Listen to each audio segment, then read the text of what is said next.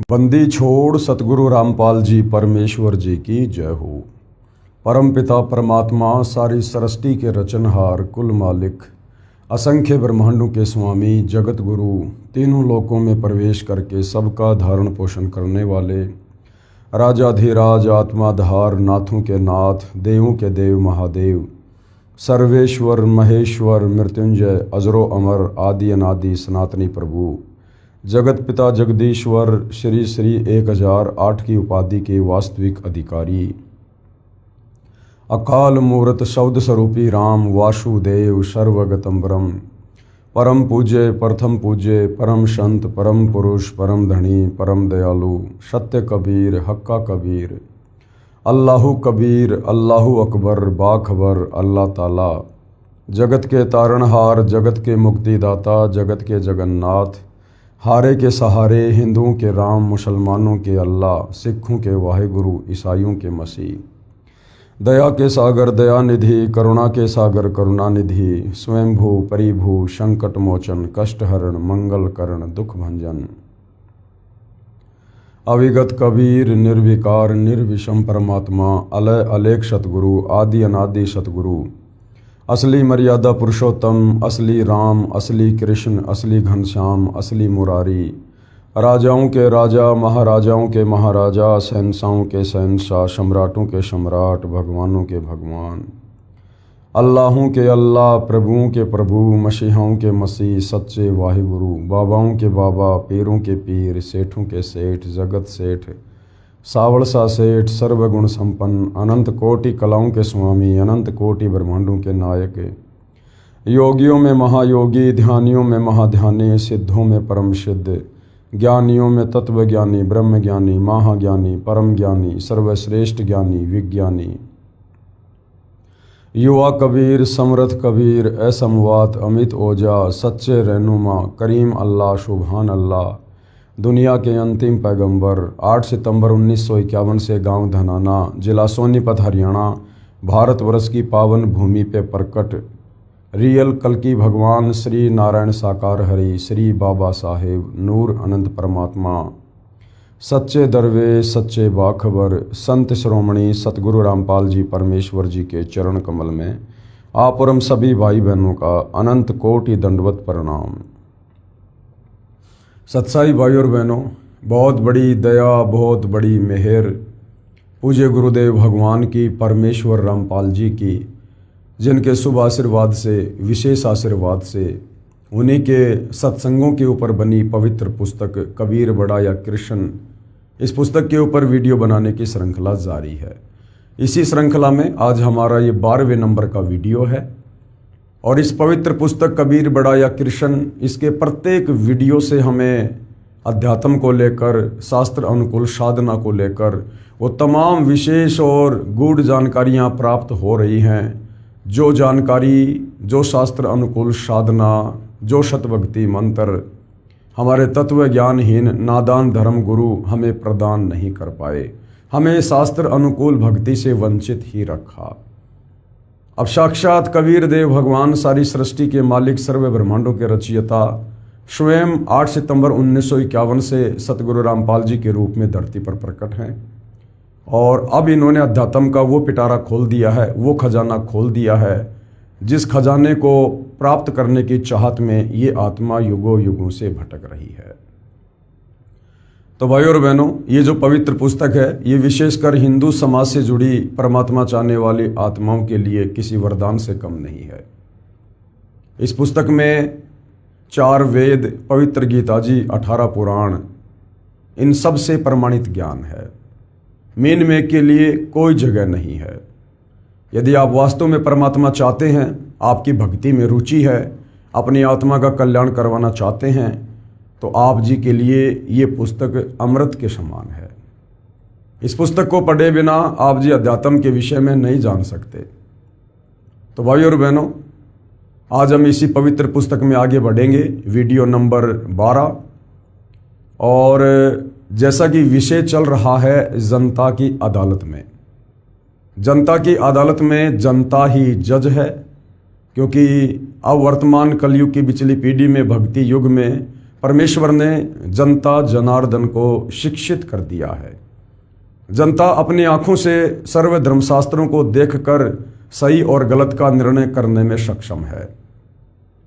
आज से पहले हमारे नादान धर्मगुरुओं ने जनता की निरक्षरता का लाभ उठाया, उनकी अनपढ़ता का लाभ उठाया, क्योंकि ये सर्व धर्मशास्त्र संस्कृत भाषा में लिपिबद्ध थे और इनको पढ़ने का अधिकार केवल एक ब्राह्मण वर्ग को था। ब्राह्मण यानी धर्मगुरु, जो भक्ति मार्ग में जनता का मार्गदर्शन करते हैं। आम समाज अनपढ़ था, जिस कारण से इन शास्त्रों में क्या सच्चाई लिखी है और हमारे धर्मगुरु क्या उआबाई बक रहे हैं, शास्त्रों के विरुद्ध भक्ति साधना दे रहे हैं, हम इसका पता नहीं लगा सके, जिस कारण से हम भक्ति से वंचित रहे और शत भक्ति ना करके परमात्मा से मिलने वाले लाभ से भी वंचित ही रहे। परंतु वर्तमान में परमेश्वर ने बच्चे बच्चे को शिक्षित कर दिया है, अक्षर ज्ञान से युक्त कर दिया है, सर्व धर्मशास्त्रों को अनेक भाषाओं में ट्रांसलेट करवा दिया है।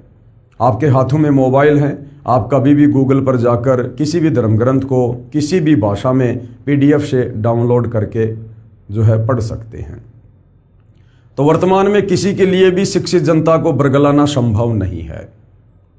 तो भाइयों और बहनों, जनता की अदालत में मुकदमा ये है कि कबीर बड़ा या कृष्ण, सर्वश्रेष्ठ भगवान कौन है, सारी सृष्टि का रचयिता कौन है, सब आत्माओं को उत्पन्न करने वाला कौन है, सर्व ब्रह्मांडों को बनाने वाला कौन है, तीनों लोकों में प्रवेश करके सबका धारण पोषण करने वाला कौन है।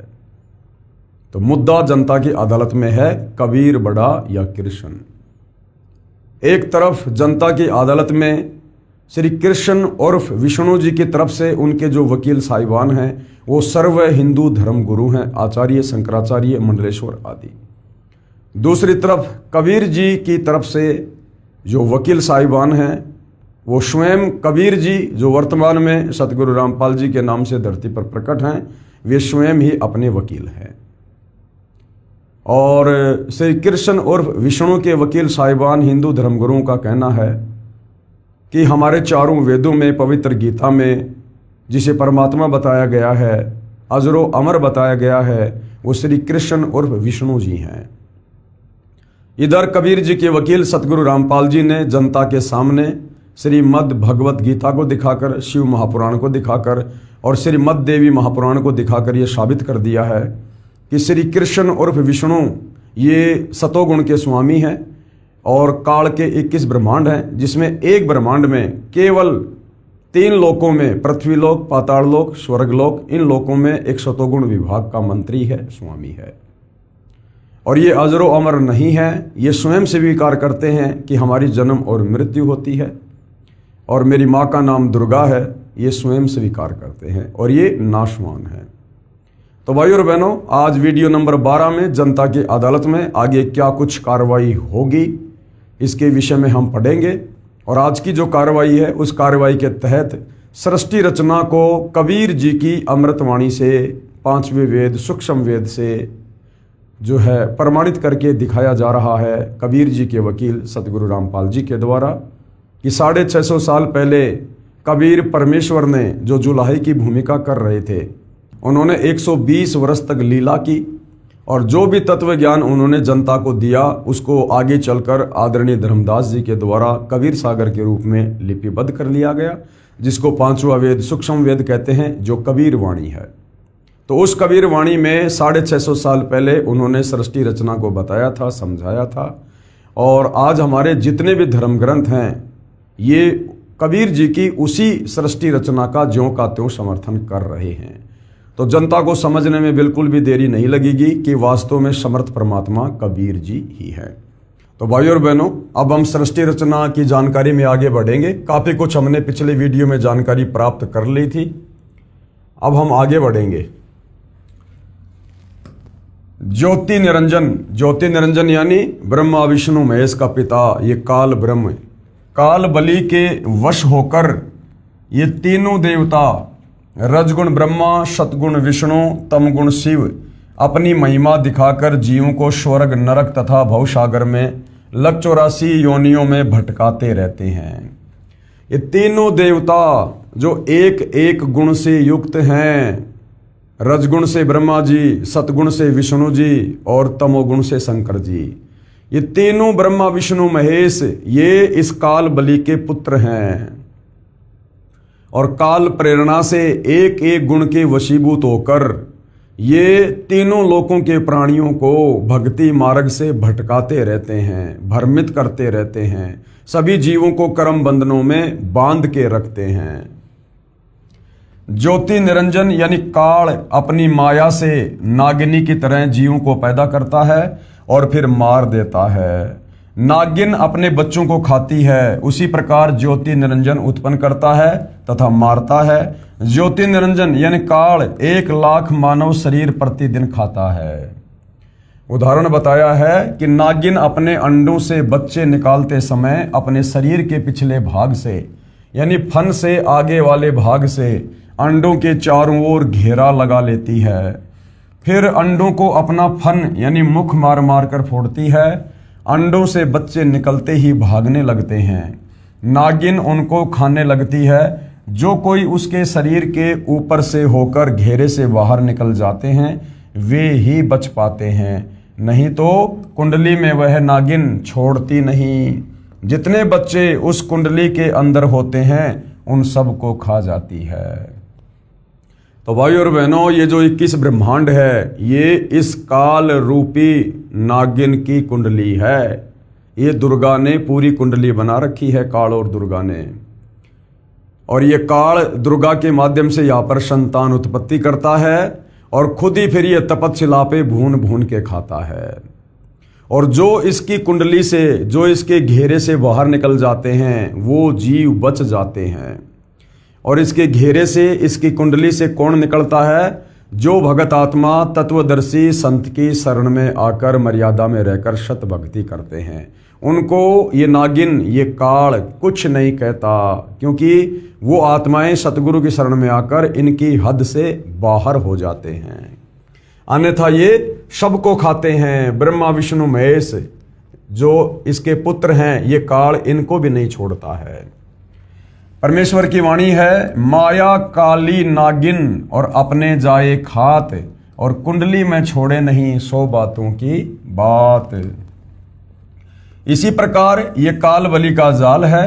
निरंजन तक की भक्ति पूरे संत से नाम लेकर करेंगे तो भी इस निरंजन की कुंडली यानी 21 ब्रह्मांडों से बाहर नहीं निकल सकते। अगर काल निरंजन तक की भक्ति भी आप पूर्ण तत्वदर्शी संत से लेकर करोगे तो भी आप काल के 21 ब्रह्मांड से बाहर नहीं निकल सकते। तत्वदर्शी संत क्या करेगा? आपको लास्ट इस ब्रह्म का मंत्र दे देगा, आपको धार्मिक यज्ञ बता देगा, तो आप कहाँ जाओगे? इस ब्रह्म के ब्रह्मलोक में जाओगे। और गीता अध्याय 8 श्लोक नंबर 16 में ये काल ब्रह्म खुद कहता है कि अर्जुन, ब्रह्मलोक पर्यंत सर्वलोक पुनरावर्ती में है, यानी ब्रह्मलोक में गया हुआ साधक भी वापस जन्म और मरण में है। तो यदि आप काल के 21 ब्रह्मांड से बाहर निकलना चाहते हैं, इस कुंडली से बाहर निकलना चाहते हैं, तो आपने तत्वदर्शी संत से कंप्लीट भक्ति का कोर्स लेना पड़ेगा, कंप्लीट भक्ति का कोर्स, तब आप 21 ब्रह्मांड से बाहर निकल सकते हैं। स्वयं ब्रह्मा विष्णु महेश आदि माया शेरा वाली भी निरंजन की कुंडली में है। ये अवतार धार कर आते हैं और जन्म मृत्यु का चक्कर काटते रहते हैं।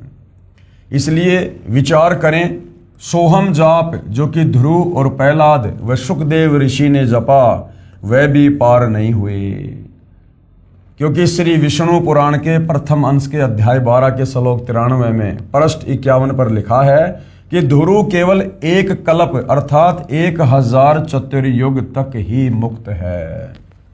ध्रुव कितने समय तक मुक्त हुआ है? ध्रुव केवल 1 कल्प। 1 कल्प क्या होती है?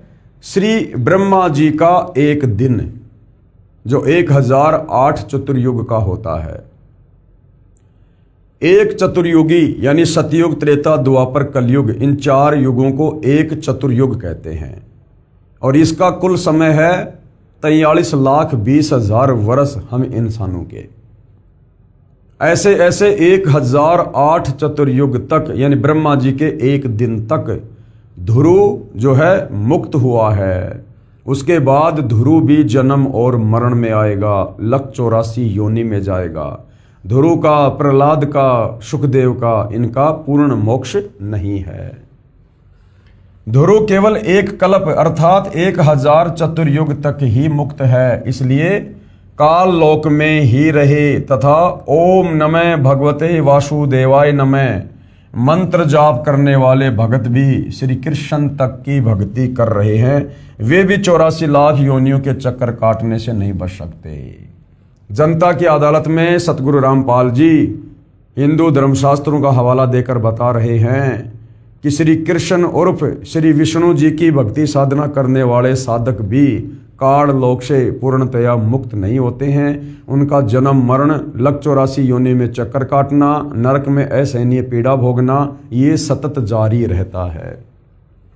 ये परम पूज्य कबीर साहिब जी व आदरणीय गरीबदास साहिब जी महाराज की वाणी प्रत्यक्ष प्रमाण देती है, जो कि 5वां वेद सूक्ष्म वेद है। और क्या प्रमाण है? अनंत कोटि अवतार हैं माया के गोविंद। इस काल बलि की प्रेरणा से यहाँ पर अनंत करोड़ अवतार हो चुके हैं श्री राम श्री कृष्ण जी जैसे। और करता हो अवतरे, और जब ये आते हैं ना ब्रह्मा विष्णु महेश ऊपर से अवतार बन के, तो ये भगवान बन के आते हैं। यहाँ पर आम प्राणियों से इनके पास में विशेष पावर होती है, शक्ति होती है, जो ये यहाँ पर भगवान बन जाते हैं आप और हमारे बीच में। और बहुर पड़े जग फंद, लेकिन जब इनका समय पूरा होता है उसके बाद ये भी लक 84 योनियों में जाते हैं।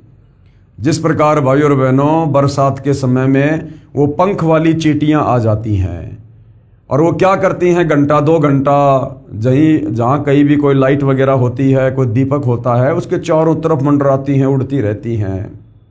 और बाकी जो चींटियां होती हैं, जो सामान्य चींटियां होती हैं जिनके पंख नहीं होते, वो ये सोचती हैं कि भाई ये तो भगवान हैं, ये तो परमात्मा है भाई, जो ऐसे ऐसे आकाश में उड़ जाती हैं, चक्कर काट रही हैं। यानी सामान्य चींटियों में वो पंख वाली चींटियां भगवान साबित होती हैं, भगवान सिद्ध होती हैं। लेकिन भाई और बहनों घंटे 2 घंटे के बाद में वो फड़फड़ा के उनके पंख टूट जाते हैं और वो जमीन पे आ गिरती हैं और चींटी की चींटी रह जाती हैं। इसी प्रकार आप और हम जो सामान्य प्राणी हैं, आम प्राणी हैं, हमारी नज़रों में ये श्री कृष्ण, श्री राम, अन्य अवतार, ब्रह्मा विष्णु महेश जो यहाँ पर अवतार धारण करके आते हैं, ये हमारी नज़रों में भगवान सिद्ध होते हैं। लेकिन भाई और बहनों कबीर परमेश्वर जी ने बताया कि जब इनकी भक्ति कमाई नष्ट होती है, इनके पुण्य खत्म होते हैं, उसके बाद ये काल बलि इनकी भी लक 84 योनि में गधा कुत्ता सुअर बनाकर आम मनुष्य का जन्म देकर इसी प्रकार से दुर्गति करता है। तो क्या कहा है? अनंत कोटि अवतार हैं माया के गोविंद, और करता हो अवतरे बहुर पड़े जग फंद। सत्य पुरुष कबीर साहिब जी की भक्ति से ही जीव मुक्त हो सकता है। जब तक जीव सतलोक में वापस नहीं चला जाएगा, सतलोक जहां से हम अपनी नादानी के चलते इस काल बलि के ऊपर आसक्त होकर पतिव्रता पद से नीचे गिरकर और यहां आकर फंस गए हैं, तो जब तक हम अपने निज घर सतलोक में वापस नहीं चले जाते हैं, तब तक काल लोक में इसी तरह कर्म करेगा और की हुई नाम व दान धर्म की कमाई स्वर्ग रूपी होटलों में समाप्त करके वापस कर्म आधार से 84 लाख प्रकार के प्राणियों के शरीर में कष्ट भोगता रहेगा। जब तक हम सतलोक नहीं चले जाएंगे, हमारा पूर्ण मोक्ष नहीं हो जाएगा, तब तक हम क्या करेंगे? अगर मनुष्य जन्म मिला तो पृथ्वी पर आएंगे, स्त्री या पुरुष का शरीर धारण करेंगे और जैसे भी भक्ति साधना करेंगे, जो भी भक्ति धन जमा होगा शरीर छोड़ने के बाद उसको लेकर हम फिर वापस चले जाएंगे। कुछ दिन स्वर्ग में, फिर नरक में, फिर लक 84 योनि में, फिर 84 लाख योनियों का चक्कर काटने के बाद परमेश्वर के विधान अनुसार हमें फिर एक मनुष्य जन्म मिलता है, स्त्री या पुरुष का। उस मनुष्य जन्म में भी हम वही करेंगे, अच्छे कर्म करेंगे या बुरे कर्म करेंगे, पाप करेंगे, भक्ति करेंगे, और अंत में जैसे भी हमारी पुण्य कमाई होगी, पाप कमाई होगी, उसको लेकर फिर हम वापस वहाँ धर्मराज के दरबार में चले जाएंगे। वहाँ हमारा अकाउंट होगा, हमारे उन पुण्यों के आधार से स्वर्ग में भेज दिया जाएगा। जब स्वर्ग में हमारे पुण्य खत्म हो जाएंगे, फिर हमारे पाप कर्म बचेंगे, पाप कर्म के आधार से हमें नरक में ठोक दिया जाएगा। नरक का समय पूरा होने के बाद फिर हमें नीचे पृथ्वी पर लक 84 योनियों में डाल दिया जाएगा। तो ये अरहट का कुआं, अरहट का कुआं। ये जन्म और मरण इस काल के 21 ब्रह्मांड में ये इस प्रकार से अरहट का कुआं है। तथा इस काल लोक में चक्कर काटता रहेगा। माया यानी दुर्गा से उत्पन्न होकर करोड़ों गोविंद यानी ब्रह्मा विष्णु महेश जो यहाँ पर गोविंद बन के आते हैं, भगवान बन के आते हैं, ये मर चुके हैं। भगवान का अवतार बनकर आए थे, फिर कर्म बंधन में बंध कर कर्मों को भोग कर 84 लाख योनियों में चले गए। जैसे भगवान विष्णु जी को देवर्षि नारद का श्राप लगा, श्री विष्णु जी को नारद जी का श्राप लगा, नारद जी का, जैसे भगवान विष्णु को देव ऋषि नारद का श्राप लगा। वे श्री रामचंद्र रूप में अयोध्या में आए, फिर श्री राम जी रूप में बाली का वध किया धोखे से। उस कर्म का दंड भोगने के लिए श्री कृष्ण जी का जन्म हुआ। फिर बाली वाली आत्मा शिकारी बना तथा अपना प्रतिशोध लिया यानी अपना बदला लिया। श्री कृष्ण जी के पैर में विषाक्त यानी जहरीला तीर मारकर वध किया। अब भाई और बहनों, विचार करने की बात है जो हिंदू समाज से जुड़े हुए हैं। हम श्री ब्रह्मा, श्री विष्णु, श्री महेश जी को परमात्मा मानते हैं, भगवान मानते हैं। विष्णु जी स्वयं ही रामचंद्र रूप में आए। क्यों आए? क्योंकि विष्णु जी को नारद जी का श्राप लगा। नारद जी कौन है? ये विष्णु जी का भतीजा है, क्योंकि ब्रह्मा विष्णु महेश ये तीनों भाई हैं। ब्रह्मा सबसे बड़ा है, विष्णु बीच वाला और शंकर सबसे छोटा। और जो नारद जी हैं वो श्री ब्रह्मा जी के वो पुत्र हैं। और नारद जी ने एक समय कुछ ऐसी घटना घटित हुई, नारद जी ने हरि रूप मांगा था, तो श्री विष्णु जी ने मजाक कर दिया और हरि का मतलब जो है बंदर भी होता है, तो बंदर का रूप दे दिया। इस बात से नाराज होकर नारद जी ने श्री विष्णु जी यानी अपने चाचा जी को श्राप दे दिया। और उसी श्राप को भोगने के लिए श्री विष्णु जी इस पृथ्वी लोक पर मृत मंडल में त्रेता युग में राजा दशरथ के घर में कौशल्या के गर्भ से जन्मे। तो सबसे पहले तो भाई और बहनों ये विचार करो, यदि श्री विष्णु उर्फ श्री कृष्ण जी अगर पूर्ण परमात्मा होते, सर्वशक्तिमान होते, तो पूर्ण परमात्मा के ऊपर किसी का श्राप काम नहीं करता है। लेकिन नारद का श्राप भोगने के लिए विष्णु रामचंद्र रूप में धरती पर आए। और यहां आने के बाद, क्योंकि ये कर्म क्षेत्र है, ये मृत लोक है, यहां पर चाहे ये अवतार हो चाहे आम व्यक्ति हो, यहां पर उनको कर्म लगते लगते हैं। और यहां पर भी उनको कर्म लगे। 14 साल का वनवास हुआ, अपनी पत्नी और भाई के साथ में वनवास गए। रावण सीता जी का अपहरण करके ले गया। अब रावण से सीता जी को वापस लाने के लिए उन्होंने सुग्रीव की सेना चाहिए थी। सुग्रीव ने कहा, भाई जो किष्किंधा है वहाँ की गद्दी पर मेरा बड़ा भाई बाली बैठा हुआ है, और जब तक बाली गद्दी पर है मैं आपकी किसी प्रकार से कोई मदद नहीं कर सकता। यदि आप मुझे किष्किंधा का राजा बना दो और बाली की हत्या कर दो, तो मैं फिर अपनी सारी सेना आपकी मदद में लगा दूंगा। तो भाई और बहनों, अपने स्वार्थ के लिए श्री रामचंद्र जी ने एक पेड़ की ओट लेकर, पेड़ की ओट क्यों लेनी पड़ी?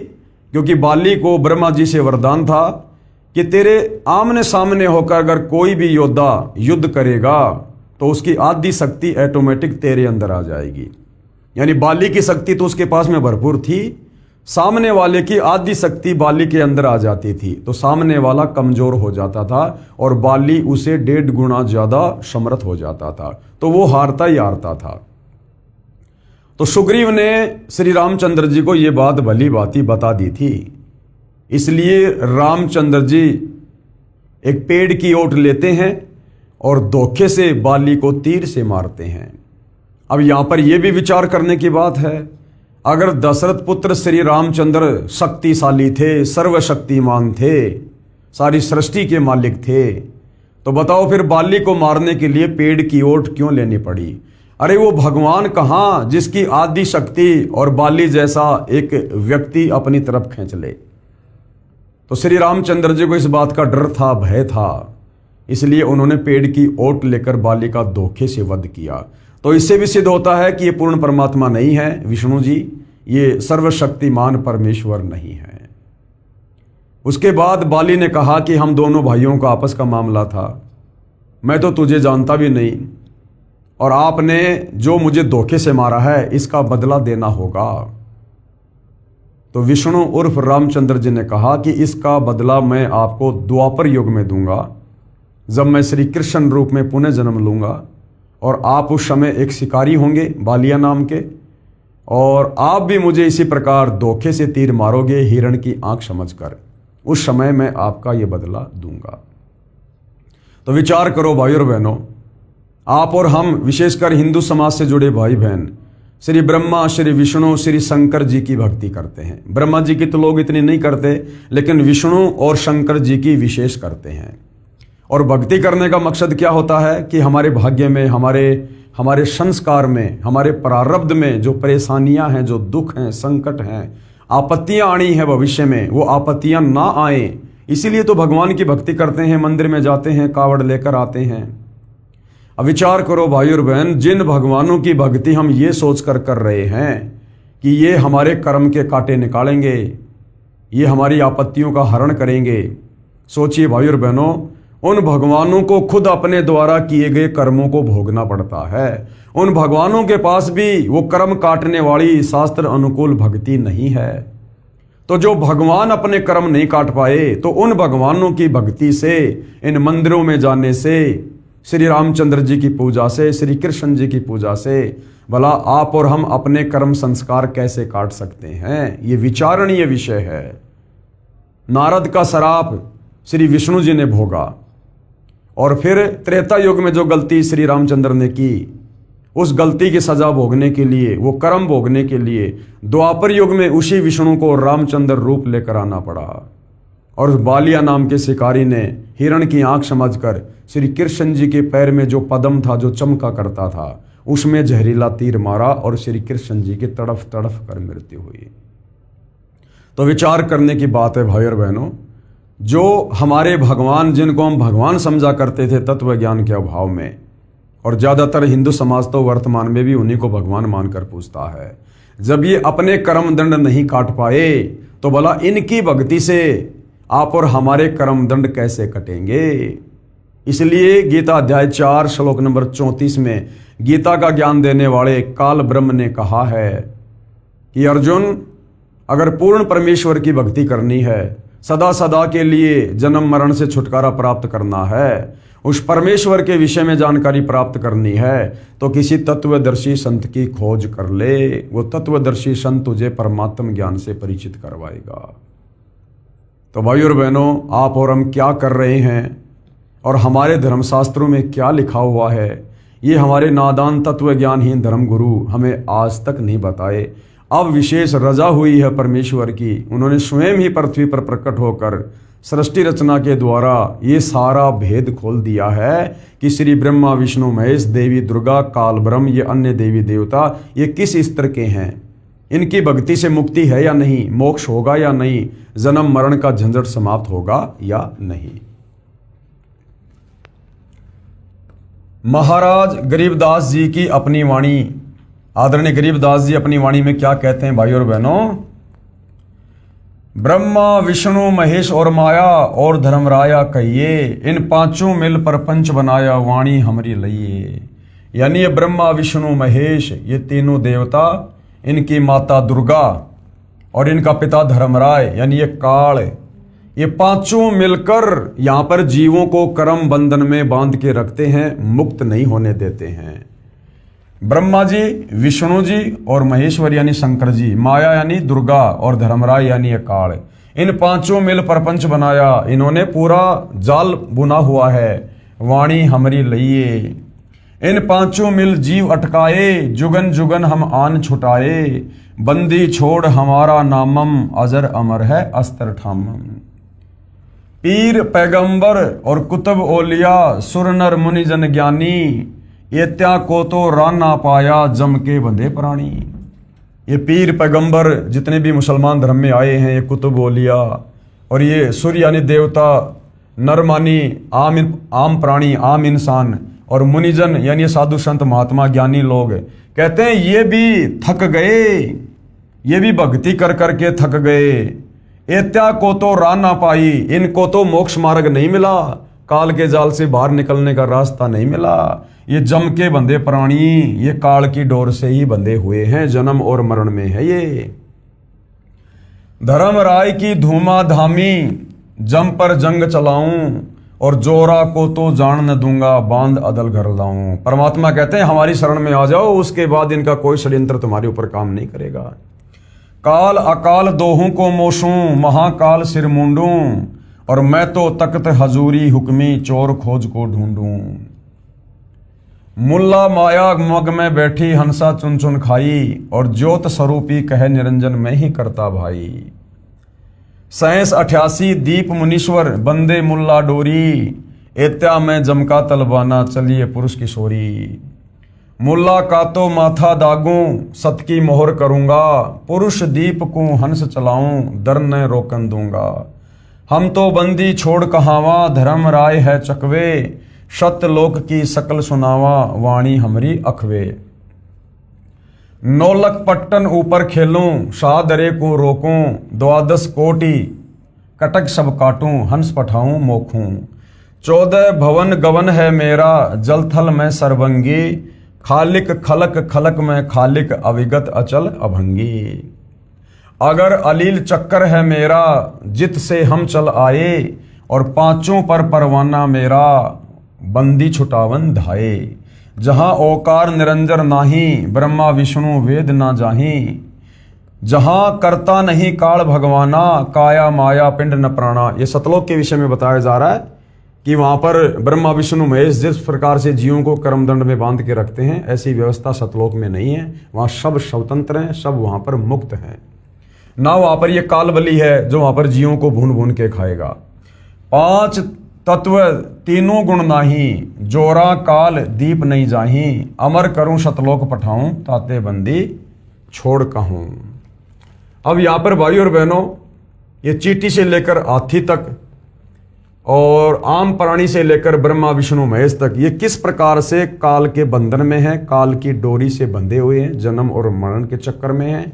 एक ये अरहट का कुआं है, इसका चित्र बनाकर हमें समझाया गया है। चूंकि पुराने समय में इसी प्रकार से कुएं से पानी निकाला जाता था। ये देखिएगा, एक ये चक्कर है, और इस चक्कर के चारों तरफ एक चैन है ये, और इस चैन के साथ में ये जो बाल्टियां हैं ये वेल्ड की हुई है ये, और बैलों के द्वारा इस चक्कर को चलाया जाता था। तो ये जो खाली बाल्टी है, ये खाली बाल्टी नीचे जाती थी इस कुएं के अंदर। ये बाल्टियां समझ लो ब्रह्मा विष्णु महेश हैं, आम प्राणी हैं, जीव हैं जो जन्म मरण के चक्कर में हैं। तो ये क्या करते हैं, ये सभी बाल्टियां नीचे जाती हैं, और यहां जाने के बाद ये पानी के अंदर डूब जाती हैं, और जब ये वापस चलती हैं तो ऊपर इनका खुला मुंह होता है, जिस कारण से इनमें पानी भर जाता है। तो पानी भरने के बाद में फिर ये ऊपर को चलती हैं। ऊपर को कब?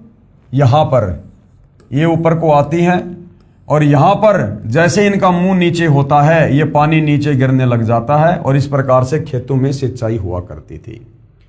तो ये समझाया गया है कि ये अरहट है, ये काल का 21 ब्रह्मांड है, और जहां पर ये पानी है, ये क्या है, ये पृथ्वी है, ये मृतलोक है, ये कर्म भूमि है, ये कर्म क्षेत्र है। और यहां पर हमें मनुष्य जन्म मिलता है, और मनुष्य जन्म प्राप्त करके जैसी भी भक्ति हम करेंगे, वो भक्ति रूपी जल, वो भक्ति धन हम यहां से अपने साथ में लेकर ऊपर चलेंगे मरने के बाद। और फिर जैसे भी हमारी पाप और पुण्य की कमाई है, उस आधार से स्वर्ग में, नरक में, महास्वर्ग में हम अपने पुण्य भोगते हैं। और जब हमारे वो पुण्य खत्म हो जाते हैं, उसके बाद फिर हमें नरक में ठोक दिया जाता है, और नरक से जब समय पूरा हो जाता है, फिर हमारे को खाली करके वापस नीचे इस मृत लोक में भेज दिया जाता है। 184 योनियों में कीड़ी कुंजर और अवतारा, अरहट डोर बंधे कई बारा। फिर 184 भोगते भोगते फिर हमें एक मनुष्य जन्म मिलता है, और उस मनुष्य जन्म में भी हम इसी प्रकार से इस मृत लोक में, इस पृथ्वी में आकर हम भक्ति करते हैं, और जैसे भी भक्ति हमने की वो भक्ति धन लेकर फिर हम वापस ऊपर चले जाते हैं, कभी नरक में, कभी स्वर्ग में, कभी महास्वर्ग में। फिर वापस हमारी भक्ति नष्ट होती है, फिर हम नीचे आ जाते हैं। तो ये चक्कर 21 ब्रह्मांड में जन्म और मरण का अरहट के कुएं की तरह चलता रहता है। इस चक्कर में चींटी से लेकर हाथी तक और ब्रह्मा विष्णु महेश सब के सब फंसे हुए हैं। इस कुएं से यदि जन्म और मरण के चक्कर से यदि बाहर निकलने का तरीका है तो केवल गीता अध्याय 4 श्लोक 34 के अनुसार तत्वदर्शी संत है। तत्वदर्शी संत के बताए अनुसार भक्ति करके ही हम इस काल के अरहट के कुएं से बाहर निकल सकते हैं, शतलोक जा सकते हैं, दूसरा कोई तरीका नहीं है। और आज भाई और बहनों वो विशेष सुअवसर आप और हमें प्राप्त है। आज स्वयं सतलोक से चलकर सारी सृष्टि के मालिक सर्व ब्रह्मांडों के रचयिता कबीर देव सतगुरु रामपाल जी के नाम से तत्वदर्शी संत के रूप में धरती पर प्रकट हैं। जो भक्ति साधना सतगुरु रामपाल जी के पास है उसी को आजीवन मर्यादा में रहकर करने के चलते हम इस काल के इस अरहट के कुएं से बाहर निकल सकते हैं, जन्म मरण से मुक्ति प्राप्त कर सकते हैं, अपने निज घर सतलोक को जा सकते हैं। दूसरा कोई तरीका इस काल की 21 ब्रह्मांड वाली सृष्टि में नहीं है। तो क्या कहा गया है? यो अरहट का कुआ लोई या गल बंध्या है सब कोई, कीड़ी कुंजर और अवतारा अरहट डोर बंधे कई बारा। चींटी से लेकर हाथी और ये देवता गण भी जो अवतार रूप में आते हैं ये भी जन्म और मरण में काल के अरहट रूपी इस चक्कर में पड़े हुए हैं, जन्म और मरण में हैं। काल लोक में जन्म मरण रूपी अरहट यानी चक्कर। आगे क्या बताया गया है? अर्थात संत गरीबदास जी ने कबीर परमेश्वर से प्राप्त ज्ञान को बताया है कि श्री ब्रह्मा जी, श्री विष्णु जी, श्री शिव जी, श्री देवी दुर्गा जी तथा ज्योति निरंजन काल, इन पांचों ने षड्यंत्र के तहत सब जीवों को रोक रखा है। अब भाई और बहनों, ब्रह्मा विष्णु महेश भी बेचारे इस षड्यंत्र से अपरिचित हैं, क्योंकि काल ने इन तीनों को दुर्गा से पैदा करके और दुर्गा को कह दिया था कि दुर्गा आज के बाद मैं किसी को दर्शन नहीं दूंगा, क्योंकि मुझे पूर्ण परमेश्वर कबीर जी की तरफ से श्राप लगा हुआ है कि तू 1 लाख मानव शरीरधारी आत्माओं के सूक्ष्म शरीर से निकली वासना तपतशिला पर भून भून के खाएगा। तो दुर्गा अब इन तीनों पुत्रों के माध्यम से तू मेरे भोजन की व्यवस्था करेगी। ब्रह्मा जी के रजोगुण के माध्यम से जीव संतान उत्पत्ति करते हैं, विष्णु जी के सतोगुण के प्रभाव से आपस में मोह माया में बंधे रहते हैं, और शंकर जी के तमोगुण के प्रभाव से अंत में किसी भी कारण से हम काल का भोजन बनने के लिए तपतशिला पर चले जाते हैं। और काल ने दुर्गा को पाबंद कर रखा, शक्त कर रखा है कि मेरा ये भेद कि मैं काल हूं और मुझे इस प्रकार से श्राप लगा हुआ है, ये इन तीनों पुत्रों ब्रह्मा विष्णु महेश को भी नहीं बताना। तो दुर्गा काल के डर से ब्रह्मा विष्णु महेश से भी सच्चाई छुपा कर रखती है, क्योंकि यदि ब्रह्मा विष्णु महेश को इस कुकृत्य का पता चल गया तो ये अपने कर्म नहीं फोड़ेंगे, फिर ये जीवों को कर्म बंधनों में नहीं बांधेंगे, और नहीं बांधेंगे तो फिर काल का भोजन कहाँ से तैयार होगा। तो इस काल और दुर्गा ने ब्रह्मा विष्णु महेश अपने पुत्रों को भी हकीकत नहीं बता रखी है। तो सोचिए भाई और बहनों, ये काल बली 21 ब्रह्मांड में आम प्राणियों तक भला कैसे यहाँ से मुक्त होने की शास्त्र अनुकूल भक्ति विधि का ज्ञान होने देगा। वैसे तो इसको खुद को भी नहीं पता है, लेकिन जितना पता है उतना भी ये किसी को पता नहीं चलने देता है। यही प्रमाण श्री मद भगवत गीता अध्याय 14 श्लोक 3 से 5 में भी है कि रज यानी रजगुण ब्रह्मा और शत यानी शतगुण विष्णु तथा तम यानी तम गुण शंकर, तीनों गुण अर्थात ब्रह्मा विष्णु महेश और प्रकृति अर्थात दुर्गा देवी से उत्पन्न हुए हैं। प्रकृति तो सब जीवों को उत्पन्न करने वाली माता है, ये दुर्गा, तथा मैं यानी ये काल ब्रह्म गीता ज्ञानदाता सब जीवों का पिता हूं। मैं दुर्गा यानी प्रकृति के गर्भ में बीज स्थापित करता हूं, यानी पति पत्नी व्यवहार करता हूं दुर्गा के साथ, जिससे सबकी उत्पत्ति होती है। और ये तीनों गुण रजगुण ब्रह्मा, शतगुण विष्णु तथा तमगुण शिव ही जीव आत्मा को शरीर में बांधते हैं। यानी सब जीवों को काल के जाल में फंसाकर रखने वाले ये ही तीनों देवता हैं, ब्रह्मा विष्णु महेश। और इन्हीं की पूजा पूरा हिंदू समाज कर रहा है। क्यों? क्योंकि हमें अपने शास्त्रों का ज्ञान नहीं, हमारे को किसी ने तत्व ज्ञान नहीं बताया, पवित्र गीता जी के यथार्थ अनुवाद से परिचित नहीं करवाया। क्योंकि यही प्रमाण जो कबीर परमेश्वर जी द्वारा बताई गई सृष्टि रचना में हम सुन रहे हैं, यही सारी सच्चाई हमारे हिंदू धर्म ग्रंथों में विद्यमान है थी, लेकिन तत्व ज्ञान के अभाव से हमारे धर्मगुरु हमें नहीं बता पाए। गीता अध्याय 7 श्लोक नंबर 12 से 15 में रजगुण ब्रह्मा, सतगुण विष्णु, तमगुण शंकर, इन तीनों की भक्ति पूजा करने के लिए इनका पिता काल ब्रह्म मना कर रहा है। और जो इन्हीं तीनों देवताओं से मिलने वाले थोड़े बहुत लाभ के ऊपर आश्रित हैं, जो इन तीनों देवताओं की पूजा करते हैं, उनको इस काल ने 4 गालियां दी हैं कि राक्षस स्वभाव को धारण किए हुए मनुष्यों में नीच, दूषित कर्म करने वाले मूर्ख लोग मेरी भक्ति भी नहीं करते, अर्थात मुझ काल ब्रह्म की ओम नाम की साधना भी नहीं करते, जिससे थोड़ा बहुत ज़्यादा लाभ मैं इनको दे सकता हूँ। तो भाई और बहनों, हमारा पवित्र शास्त्र गीता जी ब्रह्मा विष्णु महेश की पूजा करने के लिए मना करता है, और हमारे नादान धर्म गुरुओं ने पूरे हिंदू समाज को तत्व ज्ञान के अभाव से इन्हीं तीनों देवताओं की पूजा के ऊपर आश्रित कर रखा है। तो बताओ भाई और बहनों, हम कैसे मुक्त हो पाते? हमारे पूर्वज इन धर्मगुरुओं के कहने पर रजगुण ब्रह्मा, सतगुण विष्णु, तमगुण शंकर की भक्ति पूजा करते करते आज वो प्रेत योनियों में चक्कर काट रहे हैं, भूत बने फिर रहे हैं, और वो हमें दुखी कर रहे हैं, जिस कारण से अब ये धर्मगुरु उनके श्राद्ध निकलवाते हैं। यदि सतगुरु रामपाल जी परमेश्वर धरती पर न आते, हमें शास्त्रों को खोल खोल कर ना दिखाते, भाई और बहनों, आप और हम भी इन्हीं नीच योनियों में, प्रेत योनियों में बिल्कुल जाने ही वाले थे। यही प्रमाण गीता अध्याय 7 श्लोक नंबर 12 से 15 में कि जिनकी बुद्धि तीनों गुणों रजगुण ब्रह्मा, सतगुण विष्णु तथा तमगुण शिव से मिलने वाले क्षणिक लाभ तक सीमित है, यानी जिनका ज्ञान हरा जा चुका है, वे राक्षस स्वभाव को धारण किए हुए, कौन? जो ब्रह्मा विष्णु महेश की पूजा करते हैं, वे राक्षस स्वभाव को धारण किए हुए मनुष्यों में नीच, यानी मनुष्यों में नीच कहा गया है जो ब्रह्मा विष्णु महेश की पूजा करता है। और दूषित कर्म करने वाले, यानी इनकी पूजा करने वाले सारे उल्टे काम करते हैं, कोई मर्यादा नहीं है। मूर्ख हैं जो मुझे यानी गीता ज्ञान दाता को नहीं भजते, जो काल की ओम नाम की साधना भी नहीं करते।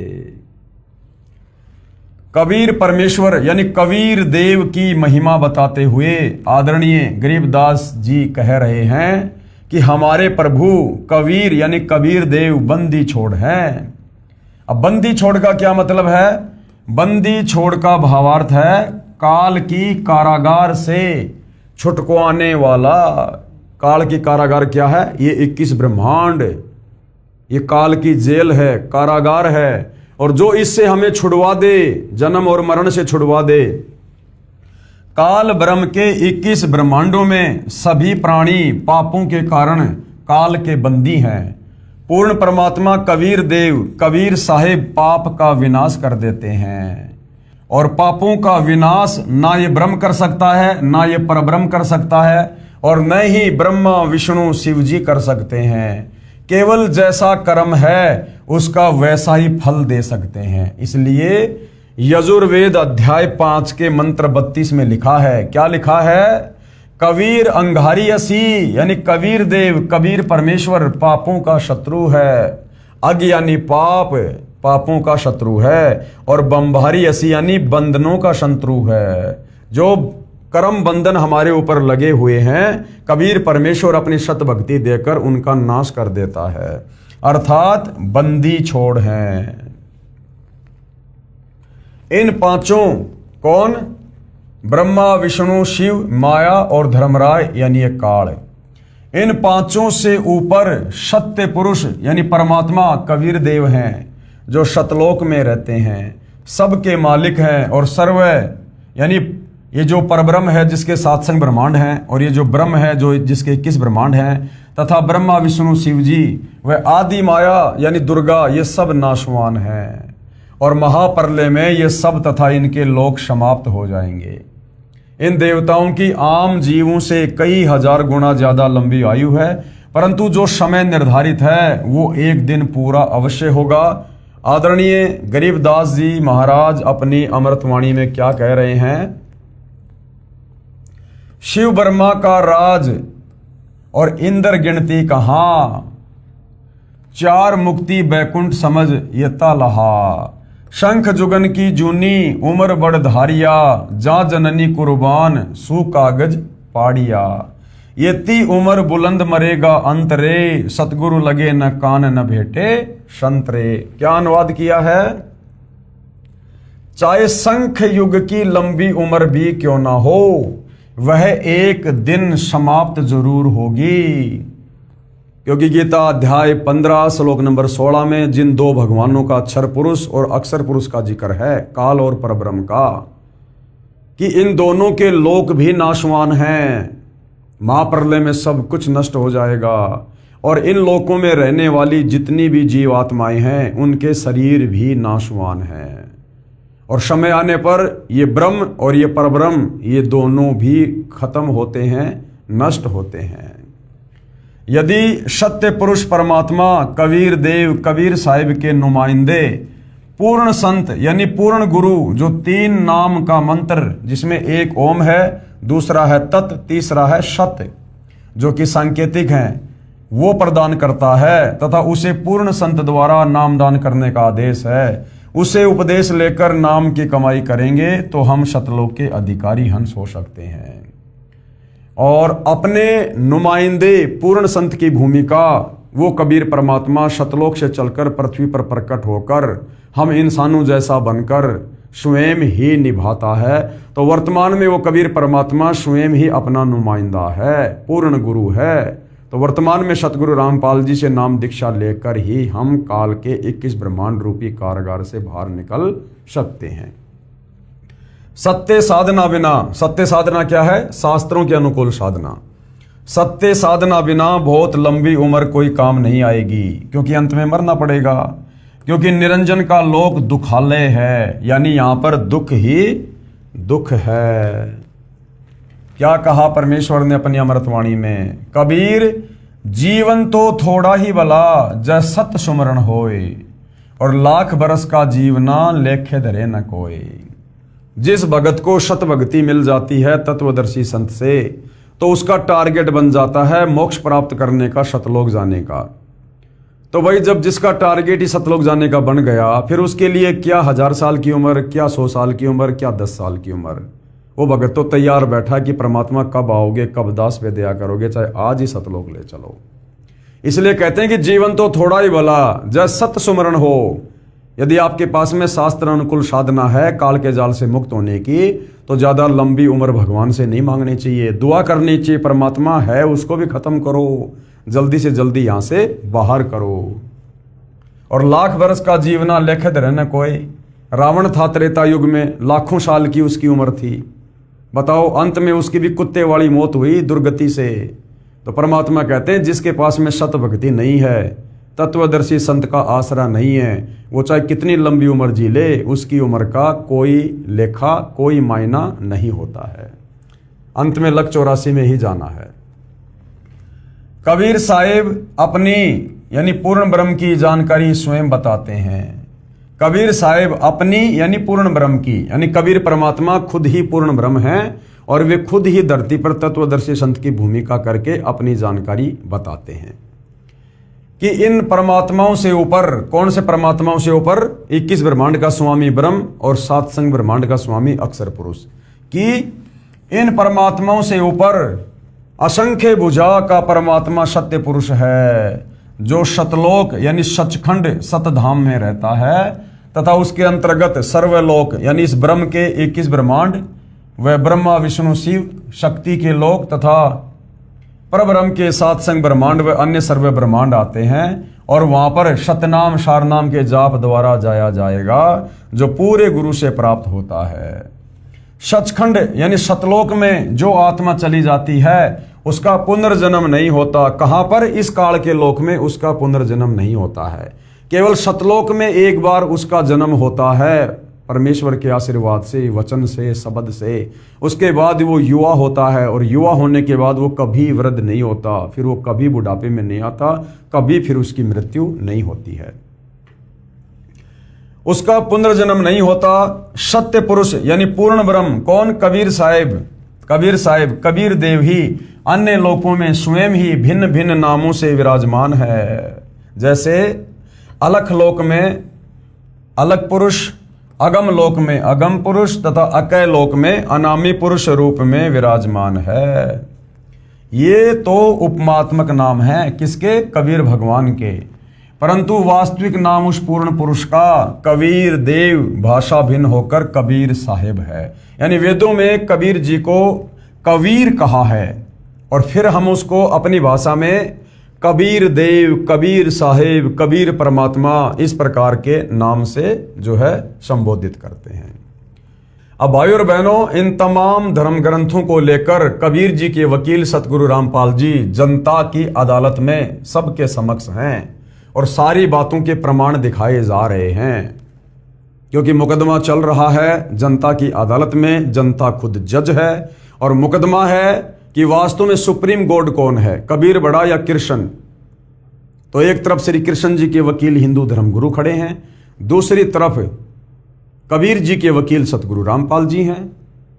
और जनता जो सवाल कर रही है, प्रत्येक सवाल का प्रमाणित जवाब हिंदू धर्म ग्रंथों से कबीर जी के वकील सतगुरु रामपाल जी पेश कर रहे हैं। जनता अपनी आंखों से देख रही है और आश्चर्यचकित है कि हमारे धर्म ग्रंथों में यह खजाना छुपा हुआ पड़ा था और हमें नहीं बताया गया। तो जनता की भी अब धीरे धीरे अध्यात्म को जानने में रुचि बढ़ रही है और जो जनता है वो कबीर जी के वकील सतगुरु रामपाल जी से अध्यात्म के विषय में सवाल पर सवाल कर रही है। तो अगला क्या सवाल किया जनता की अदालत में? जनता ने कबीर परमेश्वर के वकील सतगुरु रामपाल जी से प्रश्न नंबर 7, यह कहां प्रमाण है कि रजगुण ब्रह्मा है, सतगुण विष्णु तथा तमगुण शंकर है? कि भाई ये हमें प्रमाण दो कि रजगुण ब्रह्मा जी को कहते हैं, सतगुण विष्णु जी को कहते हैं और तमगुण शंकर जी को कहते हैं। क्योंकि कबीर जी के वकील सतगुरु रामपाल जी ने जनता के सामने श्रीमद् भगवत गीता अध्याय 7 श्लोक नंबर 12 से 15 को दिखा दिया कि देखो यहां पर तीनों गुणों की, रजगुण, सतगुण और तमगुण की पूजा करने वालों को, यानी ब्रह्मा विष्णु महेश की पूजा करने वालों को ये काल ब्रह्म 4 गालियां दे रहा है कि राक्षस स्वभाव को धारण किए हुए मनुष्यों में नीच, दूषित कर्म करने वाले मूढ़ लोग मेरी भक्ति भी नहीं करते। चूंकि भाई और बहनों गीता जी चारों वेदों का सार है, इसलिए ये कोड वर्ड में है, संकेतों में है, या डायरेक्ट ब्रह्मा विष्णु महेश का नाम ना लिखकर और संकेतों में उन्हें परिभाषित किया गया है कि रजगुण, सतगुण और तमगुण। अब जनता कह रही है कि हम ये कैसे विश्वास करें कि गीता जी अध्याय 7 श्लोक नंबर 12 से 15 में जो रजगुण है, तमगुण है, सतगुण है वो ब्रह्मा विष्णु महेश के लिए कहा गया है। तो इसका कहां प्रमाण है? हमारे किसी हिंदू धर्म ग्रंथ में है तो हमें बताइएगा। तो अब कबीर जी के वकील सतगुरु रामपाल जी इस बात का श्री मार्कंडे पुराण से प्रमाण दे रहे हैं कि मार्कंडे पुराण में यह बात लिखी हुई है। श्री मार्कंडे पुराण सचित्र मोटा टाइप गीता प्रेस गोरखपुर से प्रकाशित है। इसके अध्याय 25 में 131 नंबर पेज पर कहा है कि रजगुण ब्रह्मा है, सतगुण विष्णु तथा तमगुण शंकर, और तीनों इस काल ब्रह्म की प्रधान शक्तियां हैं। और ये ही 3 देवता हैं। कौन? रज, सत और तम। यही 3 देवता हैं और यही तीनों गुण हैं। पेश है प्रमाण के लिए संक्षिप्त मार्कंडे पुराण से संबंधित प्रकरण की फोटोकॉपी, क्योंकि मामला जनता की अदालत में है और जनता को एक एक चीज शास्त्रों से क्लियर करके दिखानी पड़ेगी, तभी विश्वास होगा कि वास्तव में मार्कंडे पुराण में ये बात लिखी है या नहीं है कि यही तीनों गुण हैं, रजगुण, सतगुण, तमगुण, और यही तीनों देवता हैं। देखिएगा भाइयों और बहनों, भीतर से ब्रह्मा जी प्रकट होते हैं, ये बात तुम्हें बतलाई जा चुकी है। यद्यपि ब्रह्मा जी संपूर्ण जगत की उत्पत्ति के स्थान और निर्गुण हैं, तथापि रजोगुण का उपभोग करते हुए सृष्टि पर्वत होते हैं। रजोगुण से युक्त कौन है? ब्रह्मा जी, और ब्रह्मा के कर्तव्य का पालन करते हैं। फिर परमेश्वर सत्व गुण के उत्कर्ष से युक्त हो श्री विष्णु का स्वरूप धारकर धर्म पूर्वक प्रजा का पालन करते हैं। फिर तमोगुण की अधिकता से युक्त हो रुद्र रूप यानी शंकर रूप धारण करके संपूर्ण जगत का संहार करते हैं। निश्चित सोते हैं। इस प्रकार सृष्टि, पालन और संहार इन तीनों कालों में तीनों गुणों से युक्त होकर भी वे परमेश्वर वास्तव में निर्गुण ही है। कौन? काल। क्योंकि इस काल ने, इस ब्रह्म ने अपने तीनों पुत्रों को एक एक गुण से युक्त कर रखा है और ये उनसे अलग 21वें ब्रह्मांड में ब्रह्मलोक में रहता है। इस तरह स्वयंभू परमात्मा की तीन अवस्थाएं हैं। ध्यान से देख लो। अब कौन सी तीन अवस्था है? आपको जूम करके दिखाया जा रहा है।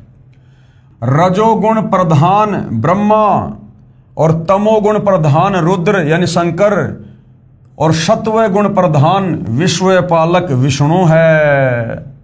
यानी रजोगुण ब्रह्मा जी हैं और ये तमोगुण रुद्र यानी शंकर जी हैं और सत्व प्रधान यानी सतोगुण से युक्त कौन है?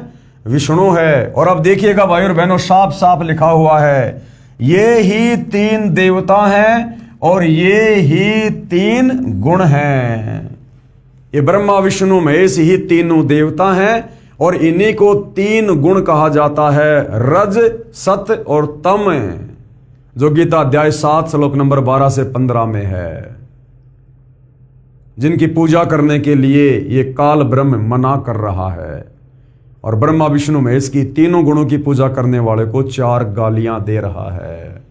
तो ये श्री मार्कंडे पुराण से सतगुरु रामपाल जी ने जनता की अदालत में हिंदू समाज के सामने बिल्कुल क्लियर कर दिया है कि रजगुण ब्रह्मा जी हैं, सतगुण विष्णु जी है और तमगुण शंकर जी हैं। आगे देखिएगा, प्रमाण नंबर 2 श्री देवी महापुराण संस्कृत व हिंदी अनुवाद श्री वेंकटेश्वर प्रेस बंबई से प्रकाशित में 3रे स्कंद अध्याय 5 श्लोक 8 में लिखा है कि शंकर भगवान बोले, हे मात, यदि आप हम पर दयालु हैं तो मुझे तमोगुण, ब्रह्मा को रजोगुण तथा विष्णु को सतोगुण युक्त क्यों किया।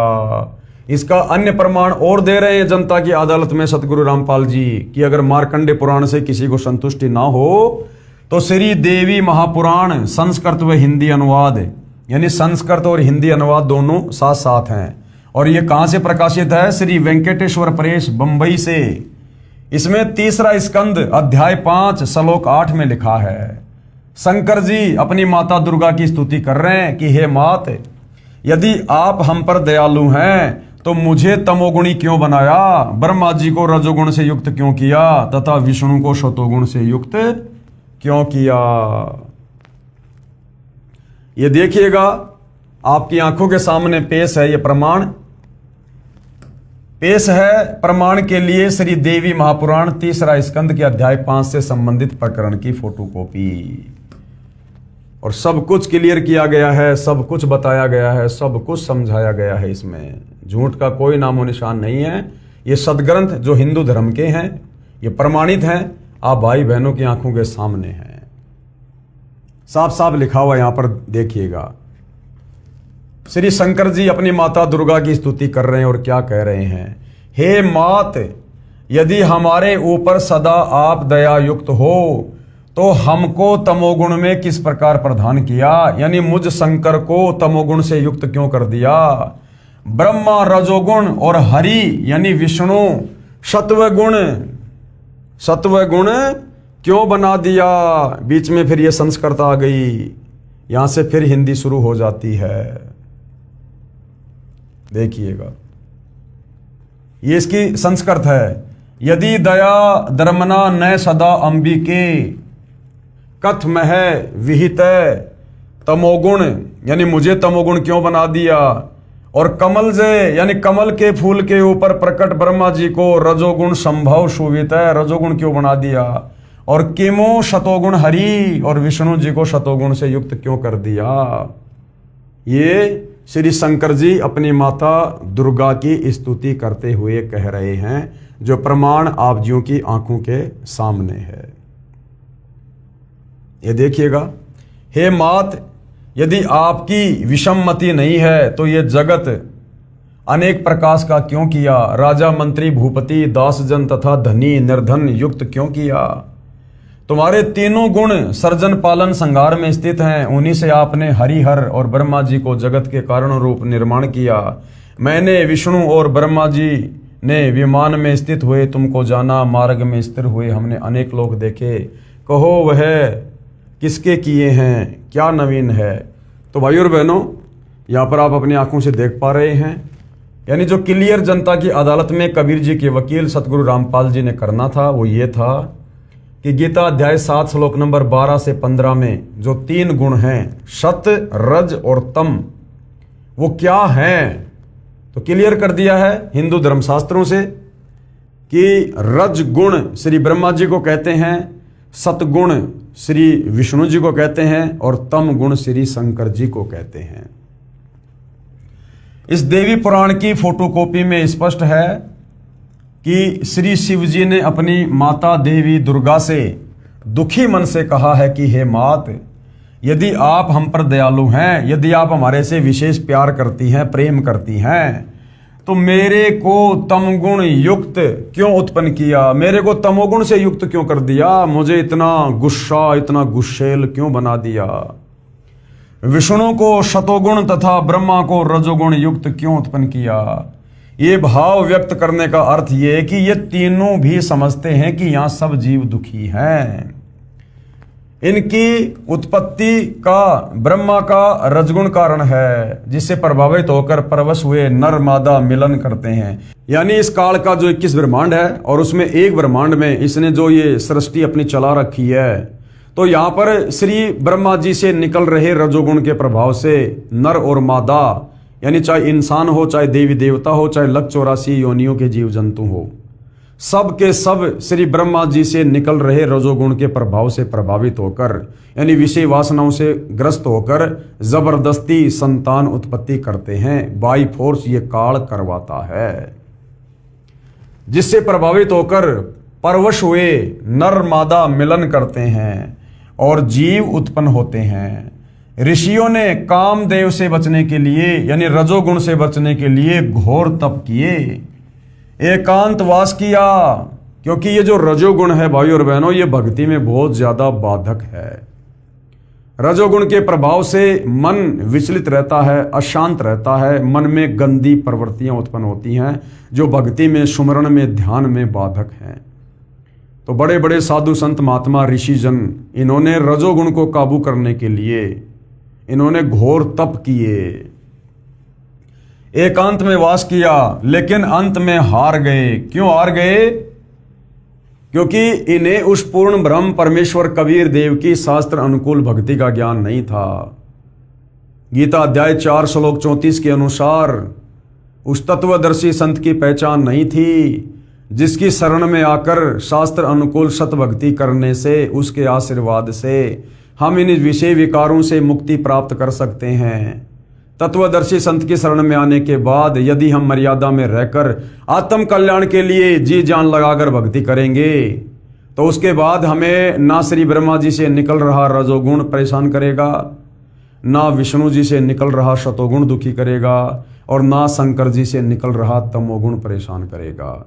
ये न्यूट्रल हो जाएंगे, निष्क्रिय हो जाएंगे, ये भक्ति में हमें बाधा उत्पन्न नहीं कर सकते। लेकिन जब तक हम तत्वदर्शी संत की शरण के अभाव में मनमुखी होकर या किसी भी बड़े से बड़े आचार्य और शंकराचार्य की शरण में जाकर भक्ति करेंगे, और यदि विषय वासना से तीनों गुणों से छुटकारा प्राप्त करने का प्रयास करेंगे, तो भाई और बहनों नहीं हो पाएगा। लेकिन अंत में बेचारे हार गए और स्त्री भोग किया। जैसे विश्वामित्र जी थे, जंगल में जाकर तप करने लग गए, और अंत में देवताओं के राजा इंद्र ने स्वर्ग लोक से एक अप्सरा भेज दी, और श्री विश्वामित्र जी उसके चक्कर में आ गए। रजोगुण के प्रभाव से शादी कर ली और एक लड़की उत्पन्न कर डाली। विष्णु जी के सतगुण के प्रभाव से एक दूसरे में मोह ममता उत्पन्न होता है। जैसे द्रोणाचार्य को पता चला कि उनका पुत्र अश्वत्थामा युद्ध में मर गया, तो वह पुत्र मोह के कारण हथियार भी नहीं उठा सका, इतना बेहाल हो गया कि युद्ध नहीं कर सका। कितना बलवान निपुण योद्धा धनुषधारी था, बिल्कुल टूट गया। जब श्रवण को राजा दशरथ का तीर लगा और वह मर गया, श्रवण भगत के माता पिता को पता चला तो रो रो कर तड़प तड़प कर प्राण त्याग दिए, तथा राजा दशरथ को श्राप भी दे दिया कि तुम भी हमारी तरह पुत्र के वियोग में मरोगे। ऐसा ही हुआ। यानी ये सब कुछ जो हो रहा है, ये इस काल के प्रभाव से, जो ब्रह्मा विष्णु महेश तीन गुणों से युक्त हैं, रजगुण सतगुण तमगुण, इन तीनों गुणों के प्रभाव से तीनों लोकों में हो रहा है। सभी जीव इन तीनों गुणों के परवश हैं, अधीन है। जब श्री रामचंद्र पुत्र दशरथ वनवास में जाने लगे तो दशरथ राजा पुत्र मोह के कारण पुत्र को देखने के लिए महल पर चढ़ गया। कुछ दूर रामचंद्र चला गया तो महल के ऊपर बने चौबारे के ऊपर चढ़कर देखने लगा। फिर चौबारे की 3 फुट ऊंची मंडेर पर चढ़ गया, पैर फिसल कर गिर गया, गिरते ही मर गया। ये सतगुण विष्णु से स्थिति होती है, यानी एक दूसरे से मोह बनाकर काल के जाल में फंसे रहे। शिव जी के तमगुण से क्रोधवश जीव झगड़ा करके और ये कत्ल कर देता है। राजा लोग आपस में लड़ मरते हैं, हजारों सैनिक मारे जाते हैं। इस प्रकार संहार का कार्य श्री शिव जी तमगुण से होता है। ये सब काल ब्रह्म करवा रहा है। मुखिया कौन है? ये काल ब्रह्म। निमित्त कौन बने हैं? दुर्गा और ब्रह्मा विष्णु महेश। और फंस कौन रहे हैं? 3 लोक के हम सभी प्राणी। इसलिए शिवजी ने दुखी मन से अपनी माता देवी दुर्गा से प्रश्न किया था। काल ब्रह्म ने देवी जी को सख्त हिदायत दे रखी है। इस काल ने, ज्योति निरंजन ने देवी दुर्गा को सख्त हिदायत दे रखी है। क्या? कि मेरा व मेरे षड्यंत्र का भेद किसी को नहीं बताएगी, कि मैं काल हूं और रोजाना 1 लाख मानव शरीरधारी आत्माओं का आहार करता हूं और मैं किसी को भी दर्शन नहीं देता हूं, और अपने तीनों पुत्र ब्रह्मा विष्णु महेश के माध्यम से उनको एक एक गुण से युक्त करके मैं अपने भोजन की व्यवस्था करता हूं। दुर्गा को काल ने सख्त हिदायत दे रखी है, मेरा ये भेद किसी को नहीं बताएगी। तो डर के मारे ये दुर्गा अपने तीनों पुत्र ब्रह्मा विष्णु महेश को भी सच्चाई नहीं बताती है। अपने तीनों पुत्रों को भी नहीं बताना है। यदि पता चल गया तो जब सत्य पुरुष का भेजा संत आएगा तो सब उसकी शरण में जाकर सत्य साधना करके मेरे लोक से चले जाएंगे। और मेरी भूख कैसे शांत होगी? अगर सारे जीव यहां से भक्ति करके सतलोक चले गए काल की वास्तविकता से परिचित होकर, तो काल कहता है कि फिर मेरी भूख शांत कैसे होगी?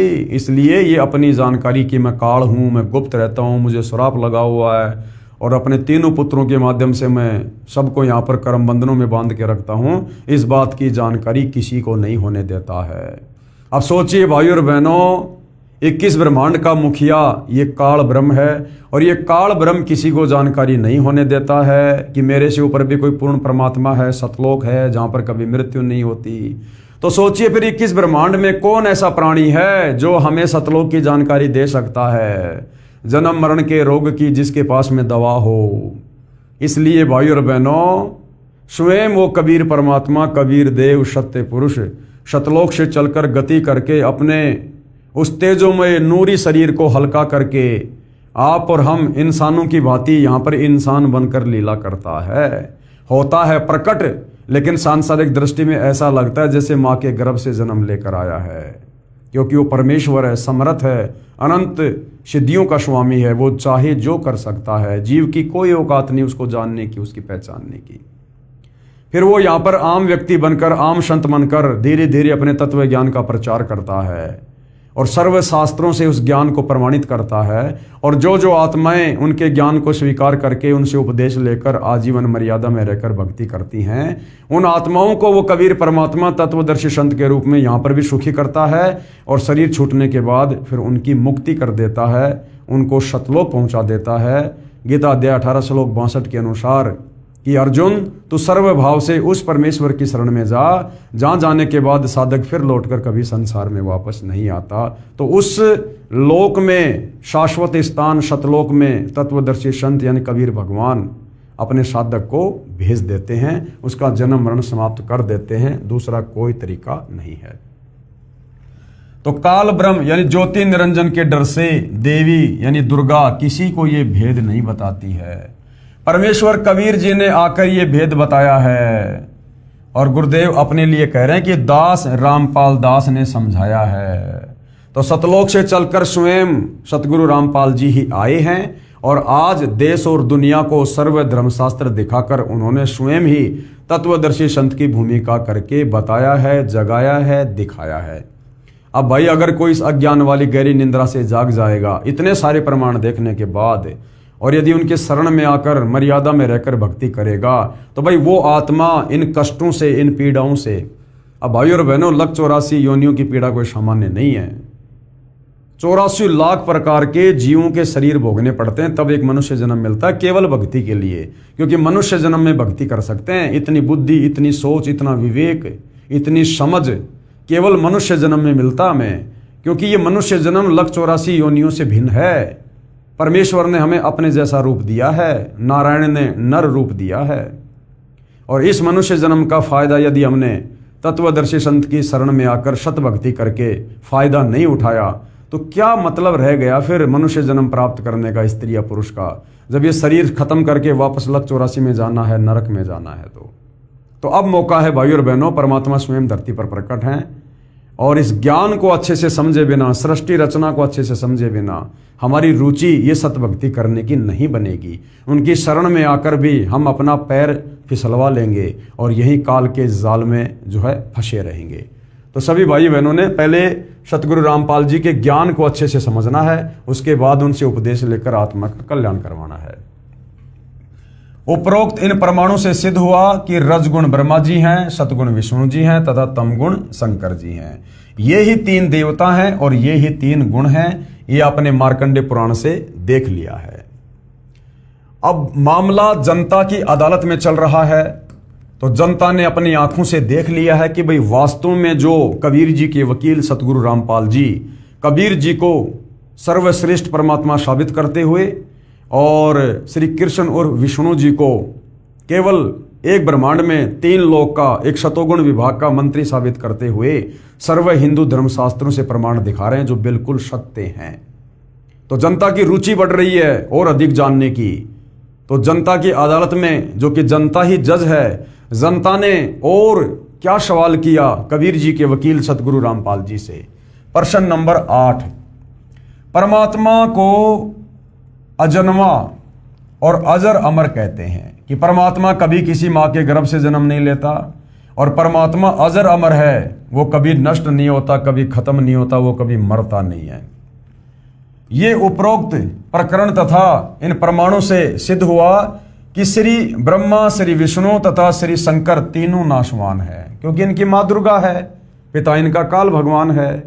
श्रीमद् देवी भागवत महापुराण में 3रा स्कंद पेज नंबर 123 पर विष्णु जी स्वयं स्वीकार कर रहे हैं कि हमारी माँ का नाम दुर्गा है, हमारा जन्म होता है, मृत्यु होती है, हमारा तो आविर्भाव और तिरोभाव हुआ है और हम तो नाशवान हैं और हम तो नियमित काम करते हैं दुर्गा जी की कृपा से। तो साबित हो गए भाइयों और बहनों, श्री कृष्ण और विष्णु जी अर्थात ब्रह्मा विष्णु महेश ये अजरो अमर और अजन्मा परमात्मा नहीं है। फिर अविनाशी परमात्मा कौन है? क्या ब्रह्मा विष्णु तथा शंकर और काल ब्रह्म परमात्मा नहीं है? इसको प्रमाण सहित बताइए। जनता कह रही है जी आपने हिंदू धर्म ग्रंथों से यह तो साबित कर दिया कि ब्रह्मा विष्णु महेश अजन्मा नहीं है, ये नाशवान है, अविनाशी नहीं है, इनके तो जन्म और मृत्यु होती है, इनकी तो मां भी है, इनका पिता भी है। अब वो परमात्मा कौन है जो जन्म नहीं लेता, जो अजन्मा है, स्वयंभू है, परिभू है, जो अविनाशी है? वो परमात्मा कौन है? इसका प्रमाण हमें दिखाइए।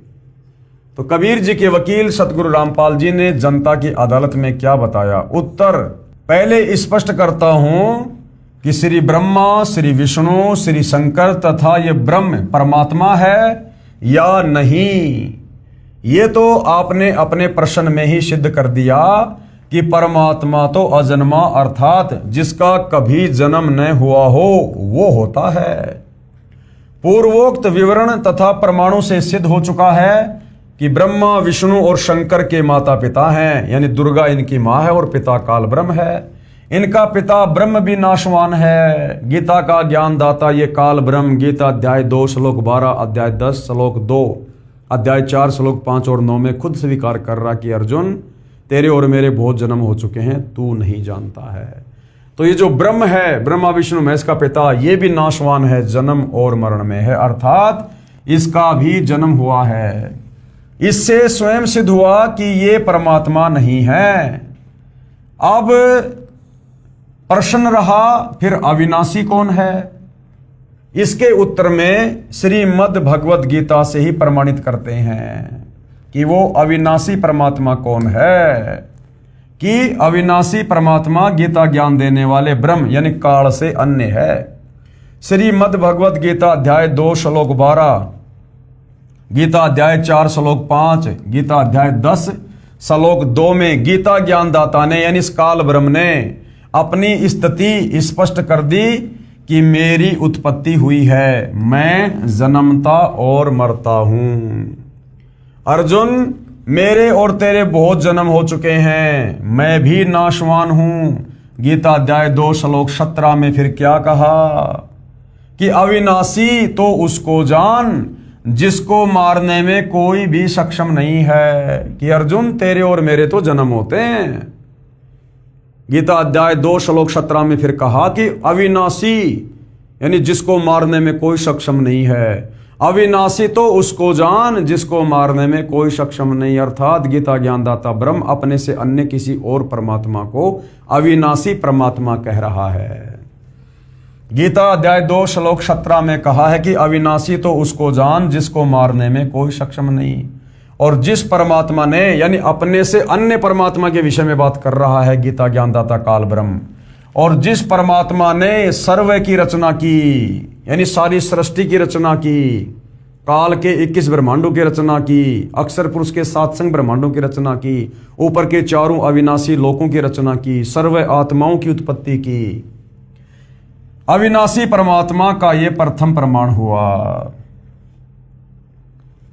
अब आगे देखिए सबूत नंबर 2 कि गीता ज्ञानदाता से अन्य वो अविनाशी परमात्मा कौन है जिसकी शरण में जाने से जीव पूर्णतया मुक्त हो जाता है। श्रीमद् भगवद गीता अध्याय 15 श्लोक 16 और 17 में 3 पुरुष यानी भगवान कहे हैं।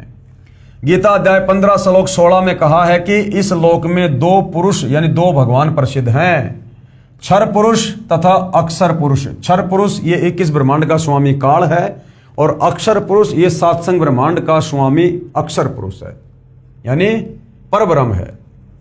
ये दोनों प्रभु यानी भगवान तथा इनके अंतर्गत सर्व ये प्राणी नाशवान है यानी इनके लोकों में रहने वाले जितने भी प्राणी हैं इनके शरीर सबके नाशवान हैं। और ये दोनों भगवान ये भी नाशवान हैं, बाकी जीव आत्मा तो किसी की भी नहीं मरती है, वो तो अविनाशी है। आत्मा तो सबकी अमर है।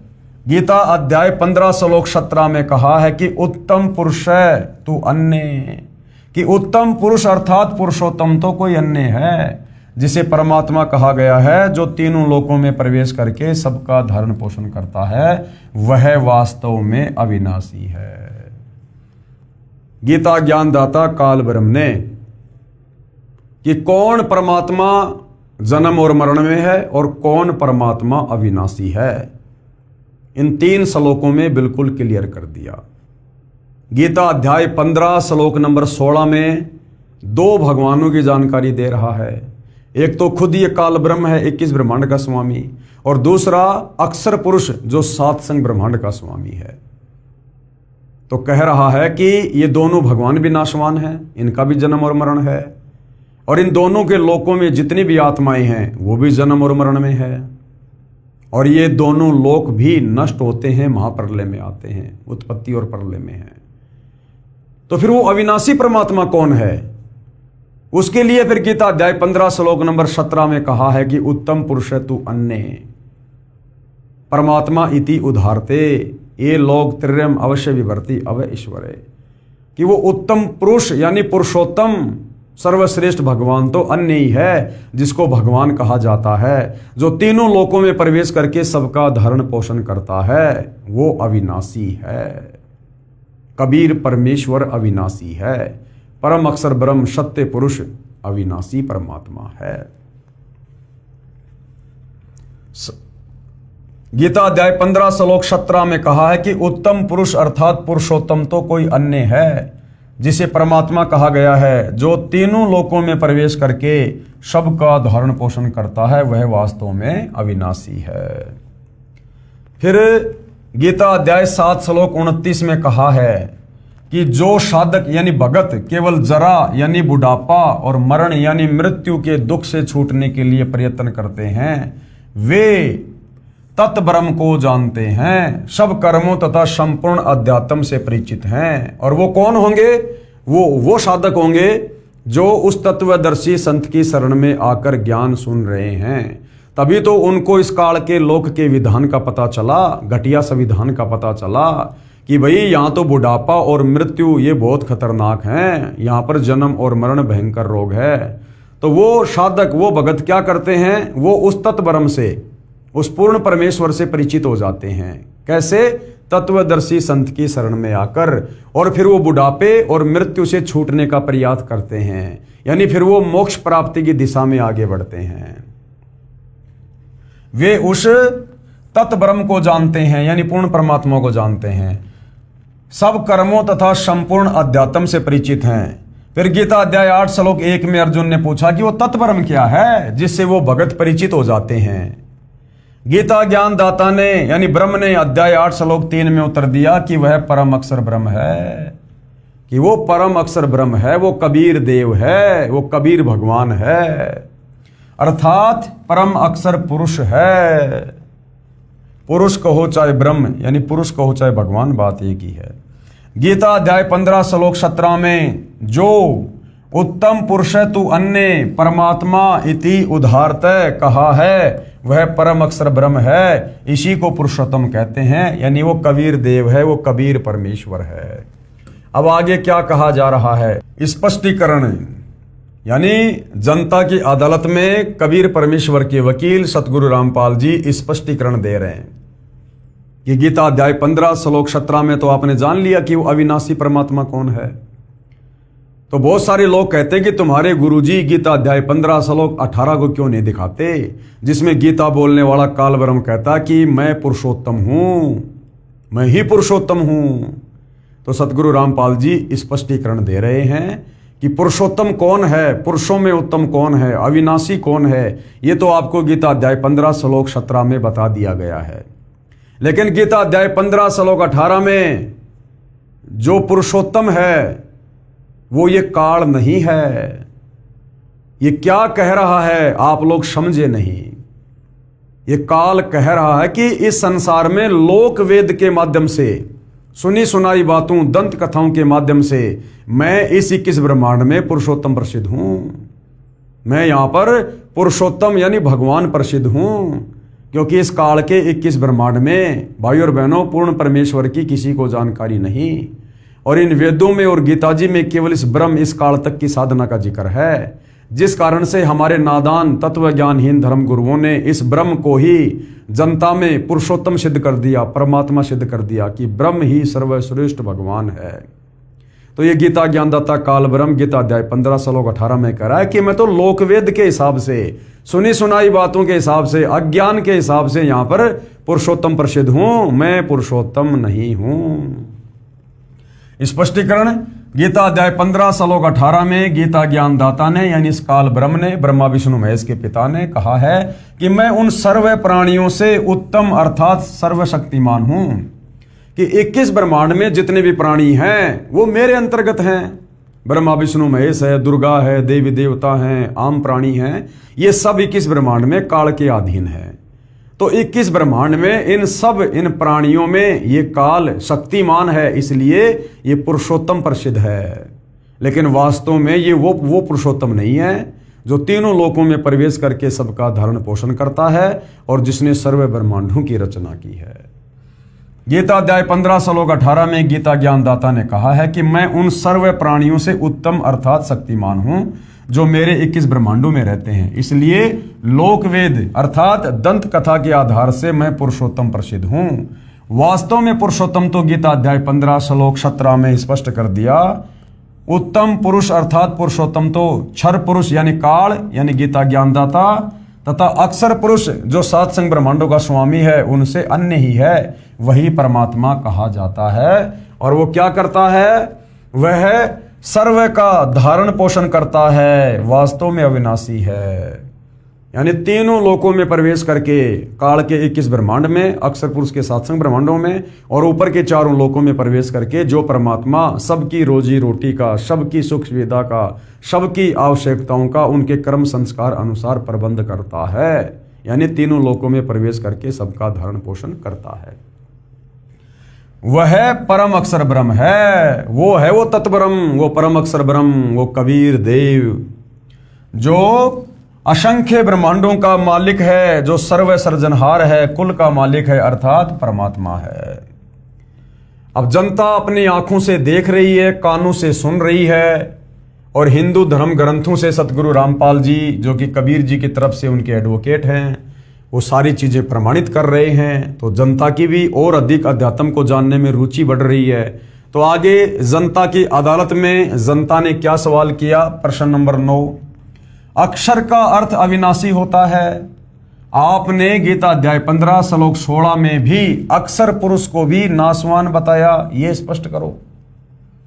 अब जनता चूंकि पहली बार शास्त्रों की सच्चाई से परिचित हो रही है तो मन में शंकाएं भी काल प्रेरणा से साथ साथ में उठ रही हैं। तो जनता क्या कह रही है कबीर जी के वकील सतगुरु रामपाल जी से कि एक तरफ तो आप गीता अध्याय 15 श्लोक नंबर 17 का हवाला दे रहे हो कि वो परम अक्षर ब्रह्म ही अविनाशी है, कबीर ही अविनाशी है। दूसरी तरफ आपने गीता अध्याय 15 श्लोक नंबर 16 में जिन दो भगवानों का जिक्र किया है, क्षर पुरुष का और अक्षर पुरुष का, तो अक्षर पुरुष ये तो उसके नाम से जाहिर हो रहा है कि वो भी अविनाशी है, अक्षर यानी अविनाशी। फिर आप कह रहे हो कि वो भी मरता है, उसके लोक में प्राणी हैं वो भी मरते हैं। तो परमात्मा कह रहे हैं कि गीता अध्याय 15 श्लोक नंबर 16 में जो क्षर पुरुष है वो तो ये काल है और दूसरा जो है वो अक्षर पुरुष है। तो उस अक्षर पुरुष को अक्षर पुरुष क्यों कहा गया है? उस परब्रह्म को अक्षर पुरुष क्यों कहा जाता है? इसलिए कहा जाता है कि उसकी उम्र इस काल की तुलना में बहुत लंबी है, बहुत ज्यादा है, परंतु मरता अंत में वो भी है। अगर वही अक्षर पुरुष होता, वो परब्रह्म, अगर वो अविनाशी होता तो फिर गीता अध्याय 15 श्लोक नंबर 17 में यह कहने की जरूरत नहीं थी कि उत्तम पुरुषतु अन्य परमात्मा इति उदाहरते, यानी वास्तव में पुरुषोत्तम तो कोई और ही है, अविनाशी तो कोई और ही है। इसका मतलब गीता अध्याय 15 श्लोक 16 वाला जो अक्षर पुरुष है वो वास्तव में अविनाशी नहीं है। इस काल ब्रह्म की तुलना में उसकी उम्र ज्यादा होने के कारण उसको अविनाशी कहा गया है। और फिर उदाहरण दिया गुरुदेव ने कि जिस प्रकार ये जो गीता अध्याय 15 में दो भगवान हैं, क्षर पुरुष काल ब्रह्म, तो क्षर पुरुष को तो समझो चीनी मिट्टी का कप, अगर हाथ से छूट जाए तो टूट के फूट जाएगा। और अक्षर पुरुष वो भी नाशवान है, उसको समझो कोई लोहे का कोई कप, स्टील का कोई कप, और उसको यदि नीचे गिरा दिया जाए तो टूटता नहीं, फूटता नहीं, लेकिन अंत में स्टील को भी जंग लगता है और वो खत्म होता है, चाहे समय कितना ही लगे। तो अक्षर पुरुष की हालत उस स्टील के बर्तन की तरह है जो उम्र बहुत ज्यादा है लेकिन एक समय आने पर वो भी नष्ट होगा। और जो उत्तम पुरुष है, जो वास्तव में अविनाशी है, परम अक्षर ब्रह्म, जिसका जिक्र गीता अध्याय 15 श्लोक 17 में है कि उत्तम पुरुषतु अन्य परमात्मा इति उदाहरते, उसे समझो सोना, गोल्ड कभी नष्ट होने वाली धातु नहीं है। तो वास्तव में जो अविनाशी परमात्मा है वो कबीर भगवान है, परम अक्षर ब्रह्म है। तो क्या सवाल किया जनता ने? प्रश्न नंबर 9, अक्षर का अर्थ अविनाशी होता है। आपने गीता अध्याय 15 श्लोक 16 में भी अक्षर पुरुष को भी अविनाशी यानी नाशवान बताया है। यह स्पष्ट कीजिएगा। तो क्या कह रहे हैं पूज्य गुरुदेव भगवान? उत्तर, यह सत्य है कि अक्षर का अर्थ अविनाशी होता है, परंतु इस प्रकरणवश अर्थ अन्य भी होता है। गीता अध्याय 15 श्लोक 16 में कहा है कि क्षर और अक्षर ये दो पुरुष यानी ये प्रभु इस लोक में हैं, ये दोनों नाशवान है तथा इनके अंतर्गत जितने भी जीव हैं वे भी नाशवान हैं। आत्मा किसी की भी नहीं मरती है, ना काल की आत्मा मरती है, ना अक्षर पुरुष की मरती है, ना आप और मेरी, ना गधे और कुत्ते की, क्योंकि आत्मा तो परमेश्वर का अंश है। आत्मा कभी नहीं मरती, ये शरीर धारण करती रहती है। फिर गीता अध्याय 15 श्लोक 17 में स्पष्ट किया है कि पुरुषोत्तम तो उपरोक्त दोनों प्रभुओं से अन्य है, वही सबका धारण पोषण करने वाला वास्तव में अविनाशी है। गीता अध्याय 8 श्लोक 3 में तत्ब्रह्म को परम अक्षर ब्रह्म कहा है। अक्षर का अर्थ अविनाशी है, परंतु यहां परम अक्षर ब्रह्म कहा है। इससे भी सिद्ध हुआ कि अक्षर से आगे परम अक्षर ब्रह्म है, वह वास्तव में अविनाशी है। अब इसका प्रमाण देकर समझा रहे हैं पूज्य गुरुदेव भगवान। प्रमाण, जैसे ब्रह्मा जी की आयु 100 वर्ष बताई जाती है, देवताओं का वर्ष कितने समय का है सुनो? 4 युग यानी सतयुग, त्रेता युग, द्वापर युग तथा कलयुग, ये 4 युग हैं। इनको एक चतुर्युग कहा जाता है। चारों युगों को मिलाकर एक चतुर्युग कहा जाता है, जिसमें आप और हम मनुष्यों के 43,20,000 वर्ष होते हैं। यानी 4 युग, सतयुग, त्रेता, द्वापर, कलयुग, इन चारों का जो कुल समय है वो 43,20,000 वर्ष आप और हम इंसानों के होते हैं। इस प्रकार बने 1008 चतुर्युग का श्री ब्रह्मा जी का दिन और इतनी रात्रि होती है। 4 युगों को एक चतुर्युगी कहा जाता है और एक चतुर्युग का आप और हम इंसानों का समय है 43,20,000 वर्ष। ऐसे ऐसे 1008 चतुर्युग का श्री ब्रह्मा जी का, रजोगुण ब्रह्मा जी का एक दिन होता है और इतनी लंबी उसकी रात्रि होती है। इस प्रकार बने 1008 चतुर्युग का ब्रह्मा जी का दिन और इतनी रात्रि होती है। ऐसे 30 दिन रात का एक महीना तथा 12 महीनों का ब्रह्मा जी का एक वर्ष हुआ और ऐसे ऐसे 100 वर्ष की श्री ब्रह्मा जी की उम्र है। यानी इतनी लंबी उम्र रजगुण ब्रह्मा जी की है। अब उसके बाद में सतगुण विष्णु जी की उम्र ब्रह्मा जी से भी 7 गुना ज्यादा है। श्री विष्णु जी की आयु श्री ब्रह्मा जी से 7 गुना ज्यादा है, यानी 700 वर्ष है। और शंकर जी की, श्री शंकर जी की आयु श्री विष्णु जी से भी 7 गुना अधिक है, यानी 4900 वर्ष। फिर ये जो ब्रह्म है, काल है, जो एक ब्रह्मांड में सदाशिव रूप में रहता है, ब्रह्म यानी क्षर पुरुष की आयु, जब ये 70,000 शंकर जी मर जाते हैं, उनकी मृत्यु के पश्चात एक इस ब्रह्म की मृत्यु होती है, अर्थात क्षर पुरुष की मृत्यु होती है, काल की मृत्यु होती है, जो एक ब्रह्मांड में सदाशिव के रूप में रहता है। इतने समय का अक्षर पुरुष का एक युग होता है। जब ये काल मरता है, उस समय अक्षर पुरुष का केवल एक युग होता है, एक युग। और ऐसे ऐसे 1000 युग का अक्षर पुरुष का दिन, इतनी ही रात, फिर 30 दिन का एक महीना और 12 महीने का एक वर्ष, और ऐसे ऐसे 100 वर्ष की उम्र उस अक्षर पुरुष की है, परब्रह्म की है, जिसको गीता अध्याय 15 श्लोक 16 में अक्षर पुरुष कहा है। तो इतनी लंबी उम्र होने पर उसको अक्षर पुरुष की संज्ञा दी गई है, लेकिन मरेगा अंत में वो भी। अब देखिएगा क्या कह रहे हैं गुरुदेव भगवान। अक्षर पुरुष की उम्र, अक्षर पुरुष की आयु गीता अध्याय 8 श्लोक नंबर 17 में कहा है, सहस्त्र युग पर्यंतम अहम यत ब्रह्मणे विदु रात्रिम योग सहस्त्रांतम ते अहोरात्रा विद जना। अक्षर पुरुष की उम्र बताई है गीता अध्याय 8 श्लोक नंबर 17 में। अनुवाद आज तक सर्व अनुवादकर्ताओं ने उचित अनुवाद नहीं किया। सब ने ब्रह्मा का 1000 चतुर्युग लिखा है, यह गलत है। देखिएगा, पेश है गीता अध्याय 8 श्लोक 17 के अनुवाद की फोटोकॉपी, जो गीता प्रेस गोरखपुर से प्रकाशित है। सहस्त्र युग पर्यंतम अहम यत ब्रह्मणे विदु रात्रिम युग सहस्त्राम ते अहोरात्रि विद जना। और सामने इसका हिंदी में अनुवाद किया गया है, जो कि गलत है। यहां पर ये ब्रह्मणे है, इसका अर्थ इन्होंने कर दिया ब्रह्मा का। ब्रह्मा का जो एक दिन है उसको 1000 चतुर्युग तक की अवधि वाला, और रात्रि को भी 1000 चतुर्युग की अवधि वाली जो पुरुष तत्व से जानते हैं, वे योगी जन काल के तत्व को जानने वाले हैं।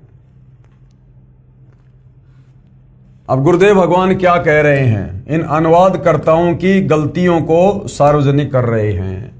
मूल पाठ में यानी जो संस्कृत है उसमें सहस्त्र युग लिखा है, न कि सहस्त्र चतुर्युग। सहस्त्र चतुर्युग यानी 1000 चतुर्युग, ये श्री ब्रह्मा जी की उम्र के साथ में लगता है। लेकिन जो पर ब्रह्म है, अक्षर पुरुष है, उसकी उम्र के साथ में 1000 चतुर्युग नहीं लगता, बल्कि 1000 युग लगता है।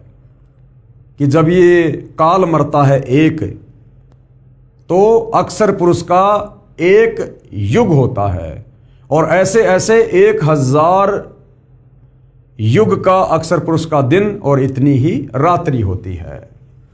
मूल पाठ में सहस्त्र युग लिखा है, न कि सहस्त्र चतुर्युग। इसलिए गीता अध्याय 8 श्लोक 17 का अनुवाद ऐसे बनता है, अक्षर पुरुष का यानी उस पर ब्रह्म का, जिसको अध्याय 15 श्लोक 16 में जिसको अक्षर पुरुष कहा गया है, अक्षर पुरुष का जो दिन है वह सहस्त्र युग लिखा है यहां पर, ना कि सहस्त्र चतुर्युग। सहस्त्र युग यानी 1000 युग की अवधि वाला, और रात्रि को भी 1000 युग की अवधि वाली जो पुरुष जानते हैं, वे व्यक्ति दिन रात को जानने वाले हैं। भावार्थ, इस श्लोक में ब्रह्मा शब्द मूल पाठ में नहीं है, और न ही चतुर्युग शब्द मूल पाठ में है। इसमें ब्रह्मणे शब्द है। ब्रह्मणे शब्द यहां पर जो आप देख रहे हैं, ये ब्रह्मणे शब्द है इसमें, और मूल पाठ में देखिएगा ये ब्रह्मणे शब्द है यहां पर। लेकिन अनुवादकर्ताओं ने श्री ब्रह्मा जी को समझकर और इसका अनुवाद कर डाला, जबकि ये अक्षर पुरुष के लिए है, ये परब्रह्म के लिए है।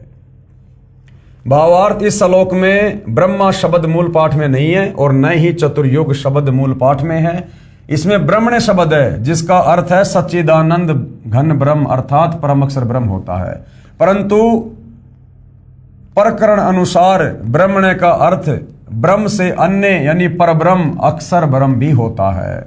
इसका प्रमाण देखिए, गीता अध्याय 17 श्लोक 23 में ब्रह्मणे का अर्थ सच्चिदानंद घरम ब्रह्म किया है। इन्हीं अनुवादकर्ताओं ने गीता अध्याय 17 श्लोक 23 में जो ब्रह्मणे शब्द है, ओम तत् सत इति निर्देशय और ब्रह्मणे त्रिविध समर्थे, तो ये जो ब्रह्मणे शब्द है इसका अर्थ इन्होंने सच्चिदानंद घन ब्रह्म किया है। गीता के अनुवादकर्ताओं ने, वह अनुवादकर्ताओं ने ठीक किया है। इस गीता अध्याय 8 श्लोक 17 में आयु का प्रकरण है, इसलिए यहां पर ब्रह्मणे का अर्थ अक्षर ब्रह्म बनता है, क्योंकि सच्चिदानंद घन ब्रह्म की तो कोई उम्र है ही नहीं। वे तो अजन्मा हैं, अविनाशी हैं, अजरो अमर हैं, उनकी कोई आयु कोई उम्र नहीं है। यहां अक्षर पुरुष की आयु की जानकारी दी है। अक्षर पुरुष का एक दिन उपरोक्त 1000 युग का होता है। 70,000 शंकर की मृत्यु के पश्चात एक क्षर पुरुष की मृत्यु होती है, यानी काल की मृत्यु होती है। वह समय एक युग अक्षर पुरुष का होता है। ऐसे बने हुए 1000 युग का अक्षर पुरुष का दिन तथा इतनी रात्रि होती है। ऐसे 30 दिन रात्रि का एक महीना तथा 12 महीनों का अक्षर पुरुष का एक वर्ष तथा ऐसे 100 वर्ष की अक्षर पुरुष की उम्र है। इसके पश्चात इसकी भी मृत्यु होती है। इसकी अक्षर पुरुष की भी मृत्यु होती है। इसलिए गीता अध्याय 15 श्लोक 16 में क्षर पुरुष तथा अक्षर पुरुष दोनों नाशवान कहे हैं। गीता अध्याय 15 श्लोक 17 में जो वास्तव में अविनाशी परमात्मा कहा है, ये परमात्मा सर्व प्राणियों के नष्ट होने पर भी नाश में नहीं आता, अर्थात वो वास्तव में परम अक्षर ब्रह्म है, वो कबीर देव है। देखिएगा फोटोकॉपी पेश है गीता अध्याय 17 श्लोक 23 की फोटोकॉपी, जिसमें ब्रह्मणे का अर्थ सच्चिदानंद घन ब्रह्म किया है, जो बिल्कुल सही है। श्लोक क्या है? ओम तत् सत इति निर्देश ब्रह्मणे त्रिविध समर्थ और ब्राह्मणा तेन वेद्या च यज्ञा च विहिता पुरा। ओम तत् सत, ऐसे यह 3 प्रकार का सच्चिदानंद घन ब्रह्म का यानी कबीर परमात्मा का नाम कहा है। उसी से सृष्टि के आदि काल में ब्राह्मण और वेद तथा इत्यादि यज्ञ रचे गए। यानी इस सृष्टि की शुरुआत में यानी सतयुग में इसी सच्चिदानंद घन ब्रह्म की इन्हीं 3 मंत्रों के साथ में जो विद्वान पुरुष थे वो पूजा किया करते थे, भक्ति किया करते थे। प्रमाण गीता अध्याय 8 श्लोक 20 से 22 में स्पष्ट है कि वह परम अक्षर ब्रह्म सब प्राणियों के नष्ट होने पर भी कभी नष्ट नहीं होता। उदाहरण, जैसे सफेद मिट्टी के बने कप और प्लेट होते हैं, उनका ज्ञान है कि हाथ से छूटे और पक्के फर्श पर गिरे और टूटे, अर्थात नाशवान। ये क्षर पुरुष समझो, काल समझो, ये मिट्टी के बर्तन की तरह। ये स्थिति तो क्षर पुरुष की जानो, इस काल ब्रह्म की, ब्रह्मा विष्णु महेश के पिता की जानो। और दूसरा उदाहरण समझो, दूसरा जो कप और प्लेट है वो स्टील का, इस्पात का बना हो, वे बहुत समय उपरांत जंग लगकर नष्ट होते हैं, शीघ्र नहीं टूटते, वे नष्ट नहीं होते। मिट्टी के बने कप और प्लेट की तुलना में यानी काल ब्रह्म की तुलना में स्टील के कप प्लेट चिर स्थायी हैं, यानी अक्षर पुरुष काफी लंबी उम्र रखता है इस क्षर पुरुष काल ब्रह्म की तुलना में। इसलिए ये अविनाशी प्रतीत होते हैं, परंतु है नाशवान।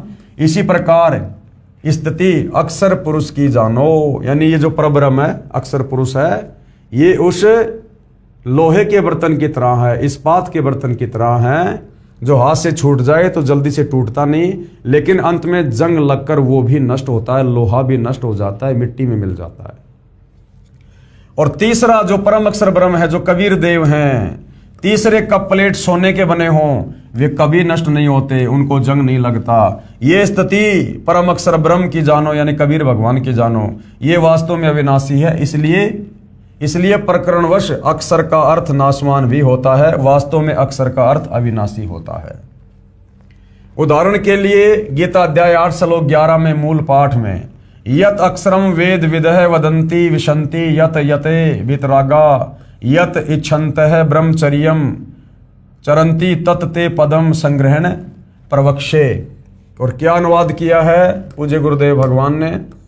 इस श्लोक में अक्षर का अर्थ अविनाशी परमात्मा के लिए है। वेद विद यानी तत्वदर्शी संत, अर्थात वेद के तात्पर्य को जानने वाले महात्मा, यत यानी जिसे, अक्षरम यानी अविनाशी, वदंती यानी कहते हैं, यत यानी साधनारत, वितरागा यानी आसक्ति रहित साधक, यत यानी जिस लोक में, विशंति यानी प्रवेश करते हैं, और यत यानी जिस परमात्मा को, इच्छन्ते यानी चाहने वाले साधक, ब्रह्मचर्यम यानी ब्रह्मचर्य अर्थात शिष्य परंपरा का चरंती आचरण करते हैं, तत् यानी उस, और पदम यानी उस पद को, ते यानी तेरे लिए, मैं, संग्रहण यानी संक्षेप में, और प्रवक्ष यानी कहूंगा। इस श्लोक में अक्षर का अर्थ अविनाशी परमात्मा ठीक है। कबीर जी ने सूक्ष्म वेद में कहा है, गुरु बिन काहू न पाया ज्ञाना, जो थोता बू छड़े मुड़ किसाना। तत्वदर्शी संत को गुरु बनाए बिना हम शास्त्रों का ज्ञान यथार्थ रूप में नहीं समझ सकते, नहीं प्राप्त कर सकते। और तत्वदर्शी संत के बिना जितने भी हमारे ये नादान धर्म गुरु हैं, जिन्होंने मनमुखी होकर अपने तरीके से इन शास्त्रों के अनुवाद किए हैं, वो तो समझो जो थोथा वो छड़े मुड़ किसाना। किसान फसल निकाल लेता है, फसल का जो कचरा है वो पड़ा रहता है, उसको यदि कोई कूटकर अनाज प्राप्त करना चाहे तो वो मूर्ख है, वो पागल है। तो जितने भी हमारे तत्व ज्ञानहीन नादान धर्म गुरु हैं, ये तो फसल को निकालने के बाद में जो तूड़ा होता है, जो भूष होता है, जिनको डूंडले भी बोलते हैं, ये तो उनको कूटकर और जो है वो कणक प्राप्त करने का प्रयास कर रहे हैं, तो बिल्कुल भी नहीं होगी भाई। तत्वदर्शी संत के बिना आप कितना ही शास्त्र पढ़ लो, कितनी भक्ति कर लो, मोक्ष प्राप्त नहीं हो सकता। मूल वस्तु हमें नहीं मिल सकती, जन्म मरण से पीछा नहीं छुड़वा सकते। गुरु बिन वेद पढ़े जो प्राणी, कौन गुरु? जो तत्वदर्शी हो, सर्व धर्मशास्त्रों का ज्ञाता हो। उनकी शरण में आए बिना हम धर्म ग्रंथों को नहीं जान सकते। तो गुरु बिन वेद पढ़े जो प्राणी, समझे ना सार रहे अज्ञानी, वो अंत में अज्ञानी ही रहेगा। अब मामला जनता की अदालत में चल रहा है और जनता सर्व धर्मशास्त्रों से प्रमाण देखकर रुचि ले रही है अध्यात्म में। और आगे जनता ने क्या सवाल किया? प्रश्न नंबर 10, आप पूर्ण मोक्ष किसे कहते हैं, किसको मानते हैं? कबीर जी के वकील सतगुरु रामपाल जी से जनता जनार्दन सवाल कर रही है कि आप पूर्ण मोक्ष किसको मानते हैं? क्या होता है पूर्ण मोक्ष? साधक कहां चला जाए, क्या प्राप्त कर ले जिसे पूर्ण मोक्ष कहा जाए? तो इसका जवाब जनता की अदालत में सतगुरु रामपाल जी प्रमाण सहित देंगे, हिंदू धर्मशास्त्रों से देंगे, ताकि जनता शास्त्र अनुकूल साधना से परिचित होकर तत्वदर्शी संत की शरण में आकर अपनी आत्मा का कल्याण करवा सके और ये नादान सर्व हिंदू धर्म गुरुओं के चंगुल से बाहर निकल सके। तो इसके लिए भाइयों और बहनों, मामला जनता की अदालत में जारी है। एक तरफ श्री कृष्ण जी के वकील बनकर सर्व हिंदू धर्म गुरु खड़े हैं, दूसरी तरफ कबीर जी के वकील सतगुरु रामपाल जी खड़े हैं। और कबीर जी के वकील सतगुरु रामपाल जी सर्व हिंदू धर्म गुरुओं के सामने जनता की इच्छा पर, उनकी डिमांड पर सर्व उनके सवालों के जवाब सर्व धर्मशास्त्रों से प्रमाणित करके दे रहे हैं। और जनता की रुचि दिन ब दिन शास्त्रों में जो गूढ़ सच्चाई अध्यात्म के विषय में लिखी है उसको जानने और समझने में लगातार जारी है। तो भाइयों और बहनों, आज के वीडियो में हम केवल इतना ही लेंगे। कल जनता की अदालत में हम फिर से उपस्थित होंगे, फिर से ज्ञान चर्चा होगी। सर्व हिंदू धर्म से जुड़े भाई बहनों को अपने धर्म ग्रंथों से परिचित करवाया जाएगा।